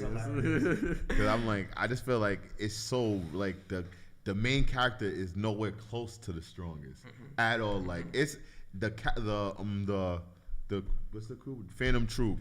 Yeah. Like that whole style of them. I just think if it was me and if I was a company, I'm like, nah, I gotta start from scratch. I gotta start from the beginning. Like forget all that because this is gonna be the one that starts from beginning all the way to the end. I think that maybe that way I feel like it could to new people that storyline would be. I think they would have to, I would recommend if they were going to do that to wait until the manga ends. Yeah, exactly. Right? Because if we keep going hiatuses, we're going to run into the same situation that happened with 2011s. Whereas I think if they wait until the manga ends, which could be 20, 30 years from now or never, right? If they wait and then redo the entire thing and they do it as like a 40 episode whatever, right? Like it wouldn't be 40, it'd have to be longer than that. Yeah. Right? But like like a Full Metal Alchemist Brotherhood type of thing. Type deal, right. Yeah. Where they condense certain things but like really pack it in there and make it amazing, but still use those amazing themes like the music and everything from the earlier one. Yeah, and it has the animation of Demon Slayer that could totally hit for sure. How many episodes is that anime? The original Hunter x Hunter is 111? 2011 is 111, and then the 90 that one's something one is classic. I love that 90s. Well, the 90s one is great too. I watched that. But that goes up till Greed Island. And then it ends. Greed Island's trash. That's what I'm saying. They did it twice. I also agree Greed Island's probably my least favorite of the main arcs. Thank you. I was telling people, I'm like, yo, Greed Island just has a lot of moments that I feel like is like. Hunter x Hunter is probably one of the most well-paced shows. Yes. But if there's any moment that I'll say kind of feels fillerish to me, it's Greed Island. Mm-hmm. For sure. There's good moments within it, but... It gives us one of the funniest end cards, though, of any... You know, they have like the little go to Killua teach you things at the end of each episode? One of the funniest ones, I don't know if you know the one I'm going to bring up, is when Killua was explaining like the cards in the Greed Island game, and he's got the book. And Gon holds up the book, and he looks at Killua, he's like, I'll show you my cards whenever you want, Killua. I don't know why, but like the way he words that makes me laugh so hard. And I love their friendship, man. Yeah. Like Gon and Killua are like...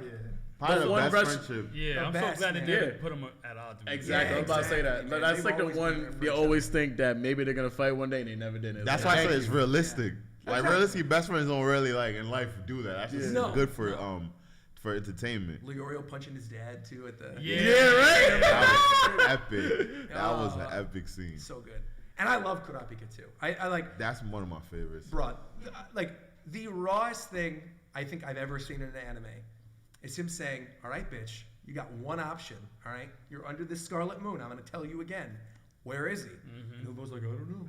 And he goes, okay. Yep. Boom. Kills him. Hard cut. Next scene, he's already brought the shovel to the scene and buries the body. If you bring a shovel to already pre-bury the body to your next fight, that's the most goated thing I've ever heard. That is so sick. Facts. Yeah. Thank you so much, Zach. Because Kurapika, him and Todoroki, they just have that coolness to them that I like about them. Absolutely. I love Todoroki too. I'd say one of my favorite My Hero characters. I always like Todoroki. Yeah. Mine's is Bakugo. How you feel about I love Bakugo too. A lot of people don't like Bakugo. I love Bakugo. I would say Bakugo, Todoroki, Mount Lady. Mount Lady. And then, do you guys know Mirko? Do you know who Mirko is? I feel like by face I would know. Yeah, you would know. She shows up very briefly in the anime, but she plays a bigger role in the manga. Literally, that's the one character that kept me reading. Like, when I wasn't enjoying it, every time Mirko showed up, I'm like, yes, sir, give me more of this money, Is she the one that she's, like, basically naked type of thing? Or no, you'll see. Okay. No. So how do you feel How do you feel about Deku? He's all right. I don't hate him. He cries though. If you don't know, he cries the most in all animes. Yeah, I believe that. You know, I don't hate Deku. I think that's like there's a lot of problems in My Hero, and Deku is not the biggest problem. Okay. All right. Talking about problems though. Yeah. This is something that's happening right now with a lot of anime shows. Joe brought up last week. 2 weeks ago we had the Dragon Bros, and even reanimated. How do you feel about the route that anime shows are going live action? So like live action One Piece is coming out. I know Cowboy Bebop, since you watched Cowboy Bebop. They've even done like a Death Note. Rurouni Kenshin was actually pretty fucking good. Rurouni Kenshin's the best one ever. Rurouni Kenshin's very good. The guy who played the bad guy in Rurouni Kenshin is actually playing Zorro. Oh yeah. I have faith in the live action One Piece. I would highly recommend anybody who hasn't watched it to go watch the Reverie stream we did it was 2 years ago, whatever it was. They had just announced the live action One Piece, and the writer of the live action One Piece show, his name's Matt Owen. Shout out to you, Matt, also LA resident. Came on. He was a fan. He was a fan of all of our channels and was like, I want to talk to you guys about the show and tell you my story. And I'll condense very briefly what he said. But essentially, he interviewed for the position of the lead writer of the One Piece Netflix show, right? One of the executive producers. Goes in there, meets Oda, tells him Matt tells Oda his story and like what One Piece means to him. Yep. And Oda's like, you're the right guy for the job. Wow. Now, if Oda has that much faith in the writing of the show, then I'm good. Yeah, facts. I also think the casting is very good so far for what we've seen, more so than Cowboy Bebop. And I also have faith because One Piece, at the very least, what we know about the show, they're sticking to the source material. Whereas Cowboy Bebop, I watched that show. First off, a couple things. I love the original Cowboy Bebop. Like the music is so amazing in that shit. Like one of my favorite anime of all time. And I cannot express the disappointment. I was over at my girlfriend's parents' house in Vegas when we watched it. Yep. And we're sitting there watching the first episode. And there's that cool scene. It opens up with a relatively cool scene in the casino. Yeah, the casino is just and you're like, oh, he's a pretty good Spike. I love the guy who played Jet. I think he's the best part of the show. I think he's perfect. Yeah, best part of the show by far. But even that, it's like they changed up a lot of things with his daughter, and it's like, okay, that's kind of weird. And I like the actress who plays Faye, actually, too. I think she does a pretty good job of being like how Faye would be. Yeah. I think a lot of people see Faye as like this ideal waifu kind of character, but she's kind of a bitch. No, you know? the whole series she would act bitch. like that. It's fine. To me, my problem came in where first off, Vicious is atrocious in that show, like unforgivably atrocious in the live-action Cowboy Bebop. And two, you get that scene where they're making the red eye drug. Yeah. You know what I'm talking about? Yeah. And you go to the facility, and it's a bunch of like fat naked people. Yeah. That's just not in the show whatsoever. And I'm sitting there like, this is not in Cowboy Bebop. Why would you add this? What's the point of adding this to the show and like just throwing in a bunch of random nudity and a bunch of stuff that didn't need to be there? Yep. It ruins it. It actively ruins it. And I love the original Bebop, but I would be lying if a part of me is like, man, that didn't kind of sour my thoughts of the original anime for as much as I liked it, having watched the live action show. Did you wait? You actually finished it? Oh yeah. Oh, I couldn't do it. Bro, I watched like 3 episodes. Like, I'm not gonna disrespect this shit. I was just like, I was checked out by that point. Once Ed shows up, I'm like. And Ed shows up at the end when Ed, and realistically, the anime is like the 4th episode or some shit like that. Bargain bin wig they put Ed in. It's just like, it was so sad to me because that had the possibility of being so good. It had so much of a budget, right? There was a lot of love behind it. And you could tell they were fans of the show. You could tell from watching it they were fans of the original show. So I just don't get why they didn't just stick. Because they could have done something different in the second season. Yeah. Do something different. Throw a new original story in there. Because only 24 episodes in the original anime. So if you're going to have and obviously they put a lot of budget into it, they probably would have had a second season if they would have nailed that first season. But because they just squandered it, man, it's just so disappointing. Yeah. And live action Death Note, same thing. It's like, I actually liked the change they made with L. I actually thought L was interesting. The guy that played L was an interesting take to me. Yeah, I kind of liked it. That being said, James Turner or whatever they did with Light, like, get out of here, bro. I haven't watched it, but every time I see it, I'm like, one day I'm gonna watch it. Oh, I can't. Don't. All right. Yeah, too much people tell me it's trash. I gotta give you kudos because, like, and even y'all kudos for watching. Even though you said Rurouni Kenshin is good, kudos for anybody who watches anything live action anime related. Just because what ruined it for me, and this ruined every live action anime ever for me, was that Dragon Ball Z fucking movie. Dragon Ball Evolution. I had never been so, like, in my life, out of all the movies that I've seen, I've never been so angry and infuriated. After watching that movie, I'm like, I can't do it anymore. Then, like, even though I don't consider this an anime, but some people would consider this an anime, Avatar. The live-action Avatar movie. So I'm currently doing a watch-through for the very first time of Avatar: The Last Airbender show. You are. First time ever, never seen it, didn't grow up with it, nothing. Yep. But my only experience with Avatar, guess what? Is that horrible live-action movie. What? Let me explain it. One of my girlfriends in college was a huge Avatar fan. And so we watched that movie, the live-action one, and it was atrocious. And I don't remember much from it. I remember like some girl turns into a fish or something. That's about all I remember. And so it hasn't ruined my experience watching the cartoon because I remember it very vaguely. But I could even tell just from watching it, I'm like, I don't know nothing about the source material. This is booty cheeks. And not the good kind of booty cheeks. This is like smelly, hairy booty cheeks. So yeah. It's terrible. Let's get into some super chats. We got a lot of this here. So. Oh yeah, what time is it? I have dinner reservations at like 7:30. I better. Yeah, we got all right. We got a Senior Fantastic. Donated $5 and said, keeping up with the Todorokis is the only plot line keeping me interested in My Hero Academia. Agreed. I also agree with that. Yeah, the Todoroki family stuff is something that interests me. Keeping up with the Todorokis. That's crazy, right? Chris Green donated $10 and said, what's your favorite shonen arc of all time? York New City. Nice. York New City. That's nice. Yeah. Okay, Josh Smith.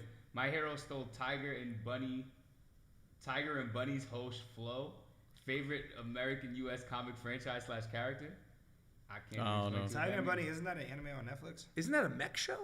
If I'm remembering correctly? I think it might be a mech. I think it's an anime on Netflix. Oh, I love Evangelion, by the way, too. You were saying other shows that I've watched. I love Evangelion. Yeah, swear by it. Yeah. I've heard about that. Guru Lagann, I put it better mecca than that. You haven't? I haven't watched it. You have to. It's a future watch through. Don't tell anybody. That's a leak. It's after Avatar. Actually, Haikyuu's after Avatar, but that's Haikyuu is what they tell me. Kentucky donated $10 and said, Roger, Jujutsu Kaisen opinion, who do you think would win a fight, 20 Finger Sukuna versus Gojo? Because he would have Roger's base spirit energy, Gojo. I love Gojo, man. Amon Gupta donated $20 and said, One Piece anime episode 1015 was adaptation of chapter 1000.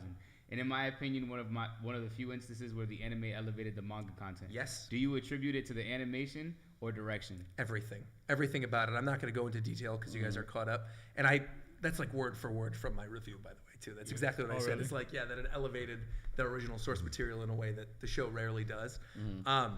Choices that they made with the direction of that episode and certain ways that they used the paneling to like cross over other scenes. Really incredible stuff, like something you would expect out of a One Piece film. So when you get there, you're in for a treat.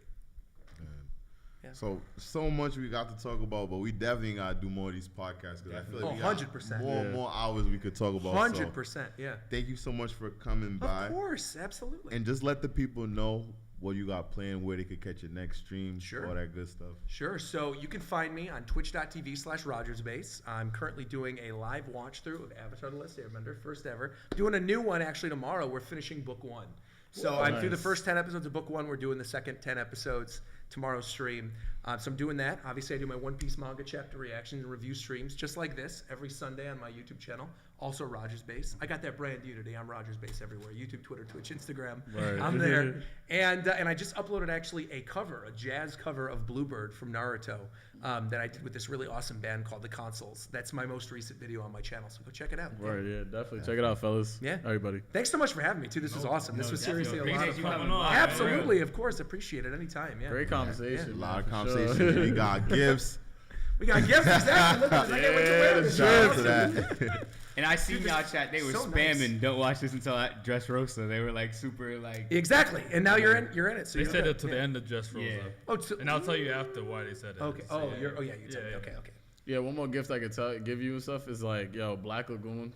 24 episodes of like gun action. Actual pirates, too. Yeah, actual pirates. I had a conversation on I was on the J-Room podcast a little while ago with Joe Ten and the rest of them. And it was funny. They had brought up Black Lagoon. And they're like, if you want a real pirate manga, that's what you got to get into. That's it. The anime's fire and the OVA too is fire and I looked up the main protagonist girl and I was like, I can get into this. Yeah. I'm telling you, bro. I can get into this, man. For sure. And last question I got for you, I got 2 actually. Let's hear it. One is, what was your longest stream ever? I did a 12-hour Naruto stream amidst my Naruto watch through last year, where I started at 9 in the morning and it went till 9 in the evening, and I watched through the entirety of the Kage Summon arc. The whole thing. Shit. Oh my So God, I watched all of the Kage Summon arc, Wow. which also went from, I think it ends with Danzo, isn't that? Because Bitch ass Danzo. Right. So I did all of that in one live stream, and it was so much. I dressed up as Jiraiya. We were eating ramen. My girlfriend dressed up as Tsunade. We put our dog, whose name is Obi, we put him in a little Akatsuki outfit, and we called him Toby Obi. It was just really cute. It was really cute. So that was my longest stream. Was 12 hours, and then I think my second longest was relatively recently, where I watched the entirety of the new season of Demon Slayer in one sitting. Oh, wow. The whole series, and we did it over the course of I think it was 7 hours or something on Twitch. And the last question is, what's the best advice you would give to someone that's trying to stream for that long? Oh, for someone who's trying to stream that long? Don't do it, honestly, is what my advice would be. Don't do it, But if you do, make sure you're hydrated, Are you guys planning on doing I'm planning to do one this Saturday, actually. We do too. We got 8 hours we're doing? Yeah, it's going to be because we're doing the 2 playoff games, the Warriors game and the Celtics game, and a Canelo fight. We do a live commentary. You're doing all of it in one stream? Yeah. I would, obviously eat, order food, make it part of the experience, have your chat tell you what to order and then order whatever they're going to do, make it a donation goal. Say when we get to, $500 or something, we'll order blank on our pizza, That's a good way to do it where you're keeping yourself fed, but at the same time making bank. Yeah. Stay hydrated for sure is the biggest one. And get up and walk around and do stuff, find ways to move and get out of the same position if you're going to be doing it for 8 hours, because that's how you get blood clots. So, All right. And just 5 years from now, where do you see yourself? Hopefully, 1 million subscribers like you guys. That'd be amazing. Yeah, hopefully. Honestly, I can't see myself ending YouTube anytime soon. I feel like I've kind of hit a nice stride, and I love doing what we do, and I'm sure you guys feel the same way, right? Sure. It's like I feel so fortunate to have the community that I do, right, and the audience that I do that are there to just see whatever my reactions are to whatever it is I'm passionate about. The same way your audience watches you guys, right? It's like, it doesn't matter whether you're watching a Celtics game or an episode of Moon Knight or an anime or whatever, right? They're there for you guys. Yep. And I think that's so crucially important for any content creator is like, it might seem easy to be like, I'll do a bunch of Fortnite videos and then blow up. But that audience is going to go away when Fortnite dies. If you do just One Piece stuff, that audience is going to go away eventually when One Piece ends. It's so important to diversify your content early on, so then people are there for you as opposed to being there for whatever the content is. Exactly. Yeah. That's real. Perfect. Yeah. And I think that's a perfect one to end this podcast. Thank you to the 2,000 people that have been live with us the whole 3 hours. Yes, sir. Live podcasting with us. Great anime conversation and great just conversation in general. And we feel like, honestly, this seat is always open. This is your home. You are an honorable RGTV member. Anytime you want to come and pull up, I'll have to wear this when I come on next time. Just know, man. So we truly appreciate you coming out, man. And thank you, everybody out there. And again, guys, we have so much coming to our Patreon for this month. What shows we have? So we just started Hajime no Ippo on our Patreon right now. Yeah, that's a good one. Good. Yes, sir. We're starting exclusively on our Patreon, Fate Zero. Officially, you guys said Demon Slayer was so big because of the animation studio behind it. It's the same studio behind Fate Zero. So we're starting on Fate Zero. What else do we have? We have all our live streams. So our live stream for Evan's Naruto reactions are going to be there. Our live streams for our One Piece, Bleach, and Berserk live streams are going to be there as well. Tell me your manga schedule. Oh, so my manga. So this Saturday, guys, based on my last stream, you guys unlocked 6-hour read-through of One Piece. I'm gonna get. Hopefully, I get by this next arc pretty quickly. You know what I'm saying? Knowing where you are in the story, you'll get through the arc in 6 hours. No doubt about it. In fact, you might even get pretty heavily into the next arc. Yeah. Yeah, so 6-hour stream this Saturday. Make sure you guys are there. I'll be side by side. So you guys are doing the Celtics game. I'm gonna be doing the One Piece arc. So. All right, and then on Monday I got that Naruto stream, man. We're on episode 10 right now. We're going to do another at least 5, yo. But honestly, those watches are really easy. So I think we're going to raise that up this week. So start a little earlier, yo. And I think coming in June, Joel had a little idea for me. Oh, yeah. Wow. So, Robbie, so it's official. That's what you're going to do? It's for you, man. I'm doing it. So Robbie has this hate for a show that we reacted to. Okay. An anime. Okay. He hates Full Metal Alchemist Brotherhood. Come here, my man. What? My man, bring it in, my man. Whoa! That's crazy. Wow! I don't hate it, but I think thought he was about to hit me. Anime of all time. Right, so I thought he was going to swing on me. The most overrated anime. Period of all time. Wow. So I was telling See, Robbie. there's where the common ground came from. You should have led with that. So I was telling Robbie, I was like, you know what I think they'd love? If you rewatched Full Metal Alchemist Brotherhood. So, Robbie, so you said starting in June, that's what Robbie's going to do on stream. And then Jerry got X-Men. So we just finished X-Men Apocalypse. So you guys asked for it. We're gonna get straight into the Wolverine movies. And then after, stop it. I